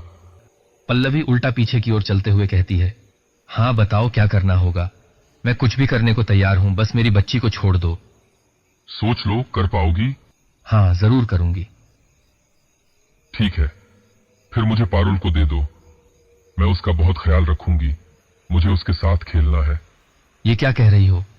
एक मां से उसकी एक बच्ची के बदले दूसरी मांग रही हो? एक मां से ऐसी बात करते शर्म नहीं आती? मैं अपनी किसी बच्ची को तुम्हारे पास नहीं छोड़ूंगी, सुना तुमने? मैं चाहूं तो इसे अपने आप ले सकती हूं, लेकिन अगर तुम दे दो तो अच्छा होगा। नहीं, कभी नहीं। तुम मेरे बच्चों को छू भी नहीं सकती। कहते हुए सुनैना पारुल को अपने सीने से लगा लेती है। तभी पल्लवी ने मेज पर रखा फूलदान हवा में उठाकर जोर से सुनैना पर वार किया, जिससे सुनैना एक पल के लिए गिर जाती है और पल्लवी दौड़कर पारुल को उठाकर हवा में उड़ जाती है। मां, मां, मुझे बचाओ! हवा में उड़ते ही पारुल चिल्लाने लगती है और डर से कांपने लगती है। मेरी बेटी को छोड़ दो, भगवान के लिए छोड़ दो। गिड़गिड़ाते हुए सुनैना अपनी बच्ची की जिंदगी की भीख मांगती है। दूसरी ओर पारुल भी रो रो कर छोड़ देने को कह रही थी। तुम परेशान मत हो, ये मेरी बेटी है, मैं इसका बहुत ख्याल रखूंगी। अब ये मेरे साथ रहेगी। कहते हुए पल्लवी पारुल को लेकर जाने लगती है, लेकिन तभी उसके पैर जैसे एक जगह जम जाते हैं और वह चाहकर भी वहां से आगे कदम नहीं बढ़ा पा रही थी। यह देखकर सुनैना चौंक जाती है। वह पीछे मुड़कर देखती है तो दीपक एक बाबाजी के साथ खड़े थे और कुछ मंत्रोच्चारण कर रहे थे, जिनके प्रभाव से पल्लवी एक कदम भी आगे नहीं बढ़ पा रही थी। बाबाजी ने मौली का एक माला बनाकर पल्लवी की ओर फेंक दिया। पारुल उसके हाथ से छूटकर भागकर सुनैना के पास आ गई और पल्लवी एक अदृश्य पाश में बंध गई। छोड़ो मुझे, छोड़ो, वरना अच्छा नहीं होगा। कहते हुए वो अपने को छुड़ाने का भरसक प्रयास कर रही थी। आप मां बेटी दोनों मेरे पीछे आ जाइए। बाबाजी ने दोनों को अपने पीछे आने को कहा। बाबा, मेरी बेटी को बचा लीजिए इससे। हाथ जोड़कर सुनैना बाबाजी से अपनी पल्लवी के प्राणों की भीख मांग रही थी। निश्चिंत रहो बेटी, मैं आ गया हूं, अब सब ठीक हो जाएगा, ईश्वर सब अच्छा करेगा। कहते हुए बाबाजी ने पल्लवी को वहीं बैठने पर मजबूर कर दिया। वो आत्मा अपने को छुड़ाने की लगातार कोशिश कर रही थी। इसी बीच बाबा ने दीपक को एक घेरा बनाने को कहा और बीच में स्वस्तिक का निशान बनाकर उस पर कलश स्थापित करने और अग्नि प्रज्वलित करने को कहा। दीपक ने तुरंत ही बाबाजी के कहे अनुसार सब तैयारी कर ली। बाबा ने पल्लवी को उसी घेरे में जबरदस्ती बैठा दिया। तभी बाबा ने महसूस किया कि पल्लवी के आसपास कुछ और भी अदृश्य शक्तियां उपस्थित हैं। बाबाजी ने आंखें बंद करके मंत्र पढ़ा और भभूत को उस दिशा में फेंका, जिससे दो और आत्माएं उस पाश में बंध गईं। वो दोनों आत्माएं दिखाई नहीं दे रही थीं, लेकिन भभूत के प्रभाव से उनकी हल्की हल्की परछाई दिखने लगी। ऐसा महसूस हो रहा था जैसे पल्लवी के अगल बगल में कोई बैठा हो। उन्हें देख वहां बैठे सभी लोगों के हृदय तीव्र गति से धड़कने लगे और सभी की सांसें अटक गईं। कौन है तू? क्यों इन लोगों के पीछे पड़ी है? इस लड़की को क्यों अपने वश में किया? इसने आखिर तुम्हारा क्या बिगाड़ा है? पल्लवी के अंदर उस आत्मा से बाबा जी ने पूछा, लेकिन आत्मा ने कोई जवाब नहीं दिया। अगर नहीं बताएगी तो मैं तुझे जलाकर राख कर दूंगा। मैं संजना हूं, ये मेरा घर है। मैंने इन लोगों से कहा था मेरे घर से चले जाओ, ये क्यों नहीं गई? आत्मा बहुत ही भयानक चेहरा और लाल आंखें करते हुए बोली, ये खुद ही इतना परेशान है और तू इन्हें और क्यों परेशान कर रही है? अब तो ये जाना चाहती है तो जाने क्यों नहीं देती? मुझे मेरी वो बच्ची दे दो, फिर मैं सबको जाने दूंगी और कुछ नहीं चाहिए। आत्मा ने पारुल की तरफ इशारा करते हुए कहा, तू पागल हो गई है क्या? एक मां से उसकी बेटी मांग रही है। भला कोई मां अपनी बच्ची कैसे दे सकती है? तूने ऐसा कैसे सोच लिया? तो मेरी क्या गलती थी? उसने मुझे मार दिया, मेरी बच्ची को भी मार दिया। मैं इतने समय से यहां भटक रही हूं, इस बच्ची ने मुझे फिर से मां होने का एहसास कराया है। किसने मारा तुझे और तेरी बच्ची को? और ये तेरे पास कौन है जो साए की तरह साथ है? इन्हें भी उसने मार दिया और हम सबको यहां कैद कर दिया। मुझे वही चाहिए, तभी मेरी आत्मा को मुक्ति मिलेगी। अचानक से जैसे उसे कुछ याद आ गया और वो गुस्से से तिलमिला उठी और भयानक चीखने लगी। चुप हो जाओ और बताओ, तेरे साथ किसने ये किया? ठीक है, मैं बताऊंगी, लेकिन पहले मेरे पति को मेरे सामने लाओ। कैसे भी मुझे वो मेरे सामने चाहिए। भारी और चीखती आवाज में आत्मा बोली। बाबा ने पल्लवी के शरीर में प्रवेश की हुई संजना की आत्मा को पाश बंधन में बांध लिया था और उस पर हुए अन्याय के बारे में जानना चाहा। उस आत्मा को मुक्ति प्रदान की जा सके और वह घर आत्माओं से मुक्त हो सके। संजना की आत्मा ने अपने साथ साथ रह रही दोनों आत्माओं के साथ हुए अन्याय के बारे में बताने के लिए एक शर्त पर रजामंदी दिखाई कि पहले उसके पति को उसके सामने लाया जाए, तभी आगे वो कुछ बताएगी। कौन है तेरा पति और तू उसे क्यों बुलाना चाहती है? बाबा जी ने तेज आवाज में आत्मा से पूछा। हमारी मौत की वजह वही है, तो उसे भी जानने का हक है। उसे भी तो पता चले उसकी वजह से क्या हो गया और वो ऐशो आराम से जिंदगी गुजार रहा है। तुम लोग उसे नहीं बुलाओगे तो मैं कुछ नहीं बताऊंगी। कहते हुए आत्मा गरजने लगी। संजना की आत्मा की मुक्ति के लिए उसके मृत्यु के रहस्य से पर्दा उठाना बहुत जरूरी था। जब तक ये पता नहीं चल जाता कि उसकी मृत्यु कब, क्यों, कहां और कैसे हुई, उसे मुक्ति नहीं दिलाई जा सकती। बता, कौन है वो? प्रकाश कुमार नाम है उसका। प्रकाश भाई, यानी इस घर के मालिक तुम्हारे पति हैं? प्रकाश का नाम सुनते ही चौंक कर दीपक बोला, वो इस घर का मालिक नहीं है, मैं इस घर की मालकिन हूं। ये मेरा घर है, संजना का घर है, ये संजना हाउस है। तेजी से गरजते हुए आत्मा बोली। उसके ऐसे बोलते ही ऐसा लगा जैसे बादल गरज रहे हों और बिजली कड़कने लगी हो। बाबा ने दीपक से प्रकाश को फोन करके तुरंत आने को कहा। दीपक सोच में पड़ गया कि प्रकाश जी को कैसे बुलाया जाए। वे वैसे भी इस घर में आना नहीं चाहते और ये सब बताने पर शायद वो आएंगे भी नहीं, इसलिए किसी और तरीके से उन्हें बुलाना होगा। सोचते हुए दीपक ने प्रकाश कुमार को कॉल किया। हेलो साहब, कैसे हैं? हाँ प्रकाश भाई, कैसे हो? कैसे याद किया? साहब, वो घर को खरीदने के लिए एक ग्राहक मिले थे, आप आ जाते तो डील फाइनल हो जाती। प्रकाश, तुम्हें तो पता है सब कुछ, तुम सब फाइनल कर लो और पेपर तैयार कर लो। जब सब फाइनल हो जाए तो मैं आ जाऊंगा और सब काम कर दूंगा। मैंने सब तैयारी कर ली है, बस आज आपको आकर साइन कर पेमेंट लेना है। आज ही? इतनी जल्दी क्या है? अरे साहब, वो आज ही लेना चाहते हैं। ये कौन सी बात हुई? मेरा घर है, जब मुझे समय होगा तब आऊंगा। बोल देना उन्हें कि मैं आज नहीं आ सकता। साहब, समझने की कोशिश कीजिए। क्या समझूं? साहब, आपको पता है कि वो घर अब भूत बंगले के नाम से जाना जाने लगा है। कोई भी उसे खरीदना तो दूर, मुफ्त में भी वहां रहना नहीं चाहता। ये जो घर लेना चाहते हैं, उनकी बेटी को यह घर पसंद आ गया है और उसने यही घर लेने की फरमाइश की है। कल उसका जन्मदिन है, इसीलिए मेहरा साहब आज ही वो घर खरीद कर कल उसे गिफ्ट में देना चाहते हैं। मैं भी यही चाहता हूं कि वो घर जितना जल्दी हो सके बिक जाए। क्या पता कल उन्हें इस घर की अफवाहें पता चल जाएं और वे लेने से मना कर दें। मैं सिर्फ इसलिए कह रहा हूं और आप भी इस घर की चिंता से मुक्त हो जाएंगे। थोड़ा जोर देते और समझाते हुए दीपक बोला। दीपक, बात तो तुम सही कह रहे हो। अच्छा बताओ, किस समय मिलना है? आप जितनी जल्दी आ सकें। अभी वो लोग घर में ही हैं। ऐसा करो, उनसे कह दो कि मैं 1 घंटे में पहुंच रहा हूं। कहते हुए प्रकाश ने फोन रख दिया और निकलने के लिए तैयार होने लगा। लगभग 1 घंटे बाद जैसे ही वो उस घर में पहुंचा, गेट पर संजना हाउस का बोर्ड देखकर चौंक गया। उसने अपने हाथों से ही तो उस बोर्ड को तोड़कर फेंक दिया था, फिर आज अचानक कैसे उसी जगह पर लग गया था। दीपक, दीपक, ये बोर्ड यहां किसने लगाया? कहते हुए वो दीपक को आवाज देने लगा। अरे साहब, आप आ गए। प्रकाश की आवाज सुनते ही वह बाहर दौड़ता हुआ आया। पहले ये बताओ, ये बोर्ड यहां किसने लगाया? मुझे इसके बारे में कुछ पता नहीं। ये तो हमेशा से यहां लगा रहता है साहब। क्यों, क्या हुआ? कोई समस्या है क्या इसमें? नहीं, कुछ नहीं। कहते हुए प्रकाश जोर से उस बोर्ड को निकाल देता है और गुस्से में पास बने कचरे के डिब्बे में फेंक देता है। उसके उस बोर्ड को फेंकते ही बहुत तेज आंधियां चलने लगीं। ऐसा लगा मानो कोई गुस्से की आग में भड़क रहा हो। यह अचानक से आंधी कैसे आ गई? चलिए साहब, अंदर चलिए। कहते हुए दीपक प्रकाश का हाथ पकड़कर आंखों पर हाथ रखे हुए आंधी से बचते हुए घर के अंदर जाता है। उधर संजना हाउस का बोर्ड उस डिब्बे से निकलकर फिर उसी जगह पर लग जाता है। अंदर जाकर जब प्रकाश को कोई नहीं दिखता तो, दीपक भाई, कहां है मेहरा साहब? यहां तो कोई नहीं दिख रहा। वो साहब, मैंने झूठ बोला था, कोई भी घर को लेने नहीं आया। ये क्या मजाक है दीपक? तुमने मुझसे झूठ बोलकर मुझे फालतू में यहां बुलाकर परेशान किया। ये तुमने अच्छा नहीं किया दीपक। गुस्से में दीपक से बोले, माफ कीजिएगा साहब, लेकिन मेरी मजबूरी थी। मुझे आपको किसी भी कीमत पर बुलाने को कहा गया था। किसके कहने पर तुमने मुझे बुलाया और किसकी इतनी हिम्मत?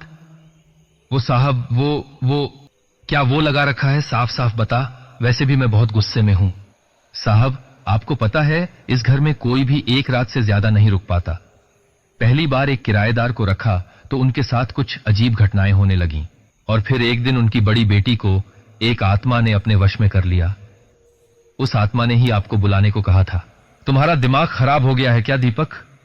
ये आत्मा वात्मा कुछ नहीं होती और इन सब से मेरा कोई लेना देना नहीं है। नहीं साहब, वो लोग बहुत परेशान हैं और सिर्फ आप ही उनकी मदद कर सकते हैं। मैं जा रहा हूं। वैसे भी मुझे इस घर के अंदर जाने में कोई दिलचस्पी नहीं है। कहते हुए प्रकाश वापस मुड़कर जाने लगता है। साहब, उस बच्ची के अंदर जो आत्मा है वो आपकी बीवी संजना की है और वो बच्ची खतरे में है। प्रकाश को जाते देख दीपक जोर से चिल्लाया। संजना का नाम सुनते ही प्रकाश के कदम जैसे वहीं रुक से गए। क्या कहा तुमने? हां साहब, मैं सच कह रहा हूं और उसी ने आपको बुलाने को कहा था। तुम संजना को कैसे और कब से जानते हो? साहब, मैं नहीं जानता, उसी आत्मा ने बताया था। मैं किसी संजना को नहीं जानता। मेरी इस नाम की कोई बीवी नहीं है। ऐसा मत कहिए साहब, आपका चेहरा साफ साफ बता रहा है कि आप सब जानते हैं। भगवान के लिए उस मां बेटी की मदद कर दीजिए और मेरे साथ चलिए। हाथ जोड़कर गिड़गिड़ाते हुए दीपक बोला। ठीक है, चलता हूं, लेकिन अगर ये सब कोई नाटक हुआ तो तुम्हारे लिए अच्छा नहीं होगा। बताओ कहां चलना है? बेसमेंट में चलना है, सब लोग वहीं पर आपका इंतजार कर रहे हैं।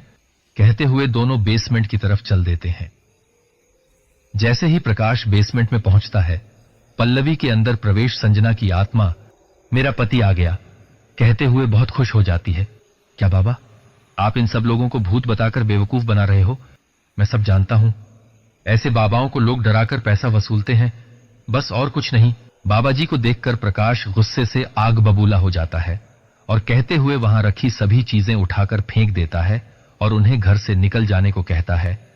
सब चीजें और अग्निकुंड की आग बुझते ही संजना और दोनों आत्माएं बाबा के पाश बंधन से मुक्त हो जाती हैं और तुरंत वहां से गायब हो जाती है। नहीं साहब, ऐसा मत कहिए, ये बहुत पहुंचे हुए बाबा हैं। इन्होंने ही उस आत्मा को वश में कर रखा था। तुझसे बोला ना, ये आत्मा वात्मा कुछ नहीं होती। ये बाबा तुम जैसे लोगों के अंधविश्वास का ही फायदा उठाते हैं। दीपक बेटा, इन्हें मत समझाओ, ये इनका कसूर नहीं है। आजकल के पढ़े लिखे लोग इन सब पर तब तक विश्वास नहीं करते जब तक उन पर कुछ बीतता नहीं है। बाबा बोले, बेटा तुमने सब साफ फेंक कर उस आत्मा को मेरे पाश बंधन से मुक्त कर दिया। अब वो जो भी करेगी उस लड़की के साथ उसके जिम्मेदार सिर्फ तुम होंगे। कहते हुए बाबा वहां से चले जाते हैं। ये क्या किया आपने प्रकाश जी? मेरी बेटी आपकी पत्नी की आत्मा के कब्जे में है और बाबा जी मेरी मदद कर रहे थे। आपने उन्हें ही यहां से जाने को कह दिया। सुनैना ने प्रकाश जी से कहा, आपकी बेटी को कुछ नहीं हुआ, ये बाबा सब ढोंग करते हैं। इन सब बाबाओं के चक्कर में पड़ने से अच्छा आप उसे किसी अच्छे डॉक्टर को दिखाएं। प्रकाश जी, आपने नहीं देखा ना कि कुछ दिनों से मेरी बेटी के साथ क्या हुआ और वो कैसी हो गई है, इसलिए आप ऐसा कह रहे हैं। आप क्या समझेंगे एक मां की तकलीफ को। कहते हुए वह रोने लगती है और प्रकाश वहां से जाने लगता है। अक्की, अक्की, ये नाम सुनते ही प्रकाश जाते हुए रुक जाता है और पीछे मुड़कर देखता है तो पल्लवी खड़ी होती है। कौन हो तुम और मुझे इस नाम से क्यों पुकार रही हो? मुझे नहीं पहचाना तुमने? तुम्हें इस नाम से सिर्फ मैं ही तो पुकारती थी, भूल गए क्या? कौन हो तुम? मैं तुम्हारी संजना हूं अक्की, तुम्हारी बीवी संजना, जिसे तुम अपनी जान से भी ज्यादा चाहते थे और जिसके बिना एक पल भी नहीं रह सकते थे। याद आया कुछ? प्रकाश के बालों पर हाथ फेरते हुए बोली। ये सुनते ही प्रकाश चौंक जाता है और वहीं झटके से जमीन पर गिर जाता है। नहीं, मेरी बीवी नहीं है, तुम झूठ बोल रही हो। सच बताओ, कौन हो तुम? अब मैं कैसे यकीन दिलाऊं तुम्हें? अच्छा, तुम्हें याद है हमारी पहली मुलाकात? और संजना की आत्मा ने कुछ ऐसी बातें बताई जो सिर्फ प्रकाश और संजना जानते थे। अब तो यकीन आया ना? तुम यहां क्यों आई हो? मेरा तुमसे कोई वास्ता नहीं है। हमारा रिश्ता उसी दिन टूट गया था जिस दिन तुमने मेरे प्यार, विश्वास और भरोसे का खून कर इस घर को छोड़ दिया था। अब यहां वापस क्यों आई हो? कहते हुए प्रकाश ने मुंह फेर लिया। नहीं अक्की, मैंने तुम्हें कोई धोखा नहीं दिया। मैंने तो सिर्फ तुमसे ही प्यार किया था। मैं कभी भी इस घर या तुम्हें छोड़कर नहीं गई। आज भी बस यही तुम्हारा इंतजार कर रही हूं। तुम्हें मेरे बारे में जो भी बताया गया वो सब झूठ है। सच तो यह है कि उस दिन मुझे इस घर से नहीं जाने दिया गया था, बल्कि मुझे मारकर इस घर के बेसमेंट में बंद कर दिया गया था और मेरे चले जाने की कहानी बना दी गई थी। कहते हुए पल्लवी, जो संजना के वश में थी, जोर जोर से रोने लगी। अक्की, मैंने तो सिर्फ और सिर्फ तुमसे ही प्यार किया है, तुम्हारे सिवा कभी किसी के बारे में सोचा भी नहीं। तो तुम ही बताओ, क्या मैं तुम्हें धोखा दे सकती हूं? जो हर पल तुम्हारे पास रहना चाहती थी, वो क्या दूर जा सकती है? तुम्हें तो पता तक नहीं था कि मेरे साथ उस दिन क्या हुआ। तुम्हें जो बताया गया, तुमने उस पर यकीन कर लिया। क्या तुम्हें अपने प्यार पर इतना भी भरोसा नहीं था कि एक बार सच्चाई जानने की कोशिश करते? कहते हुए संजना, जो पल्लवी के शरीर में थी, रोने लगी। चुप हो जाओ संजना, बताओ मुझे क्या हुआ था तुम्हारे साथ और तुम्हारी ये हालत कैसे हो गई? थोड़े यकीन के साथ प्रकाश ने संजना से सच्चाई जाननी चाहिए। उस दिन मेरा कत्ल कर मुझे वहां से गायब कर दिया गया था और तुम्हें बताया गया कि मैं घर से भाग गई थी। कहते हुए संजना फिर से रोने लगी। कत्ल और तुम्हारा, किसने और क्यों किया? किसी की तुमसे क्या दुश्मनी हो सकती थी? चौंककर प्रकाश ने संजना से पूछा। संजना ने जैसे ही बताना शुरू किया, प्रकाश अतीत की यादों में खो सा गया। एक एक करके उसके सामने जैसे हर लम्हा चलचित्र की तरह घूमने लगा। कैसे एक इंसान की वजह से उसका हंसता खेलता परिवार बिखर गया और उसे कुछ खबर तक नहीं। दीनदयाल सिंह और ममता देवी एक मध्यम वर्गीय परिवार से थे और प्रकाश उनका इकलौता बेटा था। हर मां बाप की तरह उनका भी सपना था कि प्रकाश को अच्छे स्कूल में पढ़ाए और उसे कुछ बनाए। दीनदयाल अपना एक छोटा मोटा बिजनेस करते थे और उसी से उनके घर का खर्चा चलता था। कभी कभी तो बस दाल रोटी ही नसीब से मिल पाती थी। ऐसे में एक मध्यम वर्गीय परिवार के लिए बच्चे को ऊंची शिक्षा देना एक सपने जैसा ही था। लेकिन फिर भी दीनदयाल ने सोच रखा था कि चाहे कितनी भी तकलीफें आईं, वह अपने इकलौते बेटे को अच्छी शिक्षा दिला के ही रहेंगे। प्रकाश की मां ममता देवी भी अपने पति के हर फैसले में उनका बराबरी से साथ देती थी। प्रकाश भी अपने मां बाप के सपने को साकार करना चाहता था, इसलिए वह बहुत मेहनत करके पढ़ाई करता था। प्रकाश ने इंटर की परीक्षा बहुत अच्छे नंबर से पास कर ली थी और बीटेक के लिए उसका सिलेक्शन भी हो गया। 4 साल की पढ़ाई उसे दिल्ली में रहकर करनी थी और अब उसके मां बाप के सामने सबसे बड़ी समस्या यही थी, बीटेक कराने में थोड़े पैसे तो लगते नहीं हैं। इसी वजह से दीनदयाल हर वक्त परेशान रहते थे। आखिरकार प्रकाश के साथ साथ यह सपना उनका भी था। वे इतने सक्षम नहीं थे कि उसे आगे की अच्छी पढ़ाई करवा सकें और ना ही जेवर थे जिससे पढ़ाई का पूरा इंतजाम हो सके। प्रकाश पढ़ाई में बहुत अच्छा था और बचपन से ही उसका सपना इंजीनियर बनने का था, या यह कहें कि उसके मां बाप ने भी साथ मिलकर यह सपना देखा था। अपने पति को परेशान देख ममता देवी ने घर को गिरवी रखने की बात रखी, लेकिन दीनदयाल इसके लिए राजी नहीं हुए। तब ममता ने ही समझाया, हमारा बेटा कितना काबिल है ये आपको भी पता है। पढ़ाई पूरी होते ही उसकी नौकरी लग जाएगी और हम तुरंत ही घर छुड़ा लेंगे। बस 4 साल की ही तो बात है, झट से निकल जाएंगे। ममता, तुम समझ नहीं रही हो, ये हमारा पुश्तैनी मकान है। अगर नहीं छुड़ा पाए तो हाथ से चला जाएगा। आप ऐसा क्यों बोल रहे हैं? हमें अपने बेटे पर भरोसा है ना। ममता ने जब जोर दिया तो दीनदयाल भी मना नहीं कर पाए। हाँ, लेकिन अब लेकिन वीकेंड कुछ नहीं, फैसला हो गया। आप पैसे का इंतजाम कीजिए। प्रकाश को एडमिशन कराने में समय ज्यादा नहीं है। घर को गिरवी रखने का दुख तो दोनों को था, लेकिन एक उम्मीद भी थी कि उनका बेटा पढ़ाई पूरी होते ही सब ठीक हो जाएगा।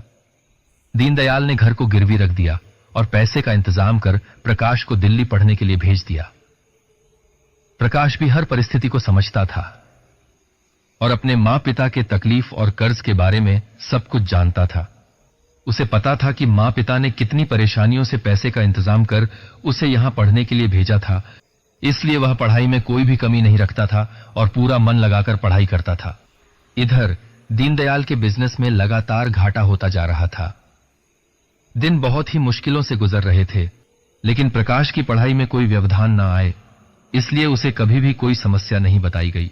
अभी प्रकाश की पढ़ाई पूरी होने में 1 साल था और जो घर गिरवी रखा था वो भी बिकने की कगार पर आ गया था।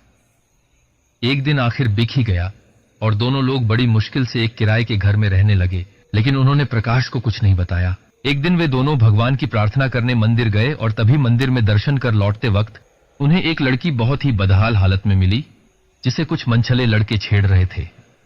वह बेचारी उन लड़कों से तीव्र कटाक्षों से खुद को लगातार बचाने की कोशिश कर रही थी। दीनदयाल और ममता से यह देखा नहीं गया और वे दोनों उस लड़की के पास गए, जिसे देखते ही वे लड़के वहां से भाग खड़े हुए।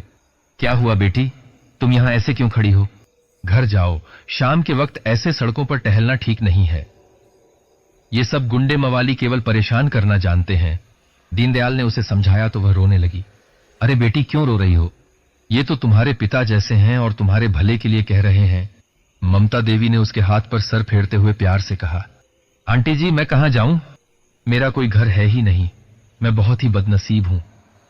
मेरी मां की मौत मेरे बचपन में ही हो गई थी और मां की मौत के बाद पापा ने शराब पीना शुरू कर दिया, जिससे उनके फेफड़े तक खराब हो गए और कुछ दिन पहले उनकी भी मौत हो गई। उनकी मौत के बाद तो जैसे मेरा दुनिया में कोई रह ही नहीं गया। मुझे मेरे चाचा चाची ने घर से यह कहकर निकाल दिया कि कितना खर्चा तो मेरे पापा पर लग गया। अब मेरे खर्चा कौन उठाएगा? मेरा बाप कोई जमीन जायदाद नहीं छोड़ के गया। अब आप ही बताइए, मैं कहां जाऊं? मेरा अब दुनिया में कोई नहीं है। मैं तो मरने ही जा रही थी, लेकिन बीच में ही इन लड़कों ने मुझे रोक लिया और मेरे साथ बदतमीजी करने लगे। इससे अच्छा भगवान मुझे भी उठा ले। कहते हुए वह जोर जोर से रोने लगी। उसे रोते देख दोनों को उस पर दया आ गई। ऐसा नहीं कहते बेटा, ईश्वर तुम्हारी परीक्षा ले रहा है और जो लोग अच्छे होते हैं ईश्वर उन्हीं की परीक्षा भी लेता है। मरने का ख्याल दिमाग से निकाल दो। मरने का तो कायर लोग सोचते हैं, जिनकी जिंदगी से लड़ने का हौसला नहीं होता। उस ईश्वर पर भरोसा रखो, वो जो करता है अच्छा ही करता है। दोनों ने उसे पास बिठाकर प्यार से समझाया। आंटी, लेकिन मैं क्या करूं? कहां जाऊं? कुछ भी समझ नहीं आ रहा। ऐसा करो, तुम हमारे साथ हमारे घर चलो। बेटी, हम पैसे वाले तो नहीं हैं और ना ही मेरा घर बड़ा है, लेकिन उसमें रहने वालों के दिल में बहुत जगह है। हम जो खाएंगे वही तुम्हें भी खिलाएंगे। अपने पति की तरह देखती और उनके मनोभावों को समझती हुई ममता जी ने कहा। लेकिन आंटी, आप तो मुझे जानती भी नहीं और मेरे लिए इतना सब कुछ कर रही हैं। बेटी, मैं कौन हूं करने वाली? वो जो ऊपर वाला है वही सब करता है। वो किसी न किसी को माध्यम बनाकर भेज देता है मदद के लिए।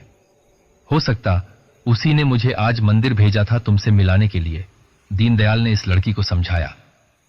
दोनों के प्यार और अपनेपन से वह खुद को रोक नहीं पाई और उन दोनों के साथ घर आ गई। उसकी सच्चाई, ईमानदारी, अपनापन और शालीनता ने कब उसे उस परिवार का हिस्सा बना दिया, पता ही नहीं चला। वह एक बेटी की तरह दोनों का बहुत ख्याल रखती थी। प्रकाश की कमी को उसने कभी उन दोनों को महसूस नहीं होने दिया। और तो और वह उस घर में उनके लिए जैसे लक्ष्मी बनकर आई। उसके घर में आते ही दीनदयाल का बिजनेस रोज रोज बढ़ने लगा। दिन दूनी रात चौगुनी तरक्की करने लगी। 6 महीने में ही सारा कर्ज उतर गया और उनकी जिंदगी पटरी पर आने लगी। दीनदयाल और ममता तो उसे अपने घर की लक्ष्मी ही कहते थे और उसे बहुत प्यार करते थे। दोनों ने प्रकाश को यह सोचकर कुछ नहीं बताया कि थोड़ा समय बचा है, उसे किसी तरह की परेशानी ना हो और पढ़ाई पूरी होते ही सब कुछ बता देंगे। यहां की परेशानियों और खुशियों से अनजान प्रकाश की पढ़ाई पूरी हो चुकी थी और उसने बीटेक की डिग्री बहुत अच्छे से हासिल की थी। आज वह घर वापस लौट रहा था और बहुत खुश था। उसने भी बिना कोई खबर दिए घर जाकर सबको खुशी देने की सोची, लेकिन जब वह घर पहुंचा तो देख के बहुत उदास हो गया कि उसका घर उसकी वजह से बिक गया है और उसके मां पिता ने उसे परेशानी ना हो इसलिए बताया तक नहीं। वह मन ही मन बहुत दुखी हुआ और उस घर के लोगों से अपने पिता के घर का पता लेकर वहां चल दिया।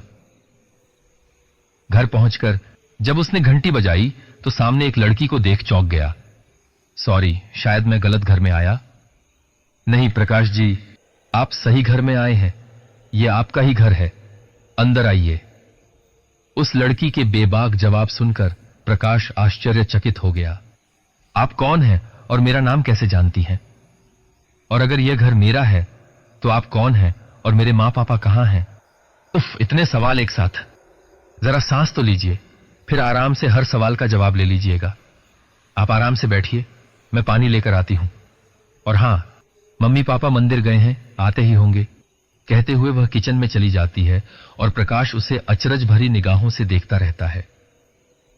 उसका मन हजारों सवालों से घिरा है। तब तक वह पानी लेकर आ जाती है और प्रकाश के माथे पर चिंता की हजारों रेखाएं देख चुटकी बजाते हुए कहती है, कहां खो गए प्रकाश बाबू? वापस लौट आइए ख्वाबों की दुनिया से और लीजिए पानी पीजिए। इतने हक और अपनेपन से वह लड़की प्रकाश से ऐसे बात कर रही थी जैसे वर्षों से जानती हो, और जानती भी क्यों ना हो। आखिर मां पापा से हरदम प्रकाश की ही तो बातें होती रहती थीं, बस आज पहली बार मिली थी। अच्छा, आपने बताया नहीं आप कौन हैं और यहां कैसे हैं? यह संजना है बेटा। इससे पहले संजना कुछ बोलती, दरवाजे पर खड़ी ममता बोल पड़ी, लो मां भी आ गई और पापा को कहां छोड़ाई? कहते हुए वह ममता के पास गई और बाहर की तरफ देखने लगी। प्रकाश तो बस देखता ही रह गया। मां उसकी है और संजना तो ऐसे उठकर गई जैसे उसके मां पापा आ गए। मां कैसी हो? और पापा आप कैसे हैं? कहते हुए प्रकाश ने उनके पैर छुए। हम ठीक हैं बेटा, अपना बताओ कैसे हो? आने से पहले खबर नहीं दी। मां पापा, मैं बहुत नाराज हूं आपसे। आपने अपने बेटे को पराया ही कर दिया। घर बिक गया, आप लोग यहां किराए पर रह रहे हैं। इतनी तकलीफों का सामना किया और मुझे बताया तक नहीं। थोड़ी नाराजगी जताते हुए मुंह घुमा लिया। बेटा नाराज मत हो, हमने सिर्फ तुम्हें इसलिए नहीं बताया कि तुम्हारा आखिरी साल था, कहीं इन सब परेशानियों से पढ़ाई में व्यवधान ना हो जाए। लेकिन अब सब सही हो गया है। पता है, जब से संजना ने इस घर में कदम रखा, जैसे हम सबकी किस्मत ही बदल गई। अच्छा, ये सब छोड़ो, ये बताओ तुम्हारा रिजल्ट कैसा रहा? आप बताइए, कैसा हो सकता है आपके बेटे का रिजल्ट? थोड़ी सोचते हुए, मेरा बेटा आज भी अव्वल ही रहा होगा, इसमें कोई संदेह नहीं है। हां पापा, 90% नंबर से मैंने बीटेक की परीक्षा पास की है। अब बस अच्छी कंपनी में जॉब लग जाए तो हमारा सपना पूरा हो जाएगा। चलो इसी बात पर सब लोग मुंह मीठा करो। किचन से मिठाई ला संजना ने सबके सामने रखी और बोली, इसे तो पता होता है कि किसको कब और क्या चाहिए, और इनकी पोटली हाजिर। थोड़ा चिढ़ाते हुए ममता बोली, मुझे पता था मां, अभी बोलोगी मिठाई लाने को तो मैंने पहले ही ले आई। संजना ने हंसते हुए कहा। हां मां, ये संजना कौन है? पहले तो इसके बारे में कभी कुछ नहीं बताया, प्रकाश ने धीरे से मां से पूछा। लेकिन संजना ने सुन लिया। आप लोग बातें करो, तब तक मैं सबके लिए अदरक वाली चाय बना लाती हूं, और प्रकाश जी आपके लिए आपके पसंद के कटहल के गर्म गर्म पकौड़े बना के लाती हूं। तुम्हें मेरी पसंद के बारे में इतना सब कैसे पता?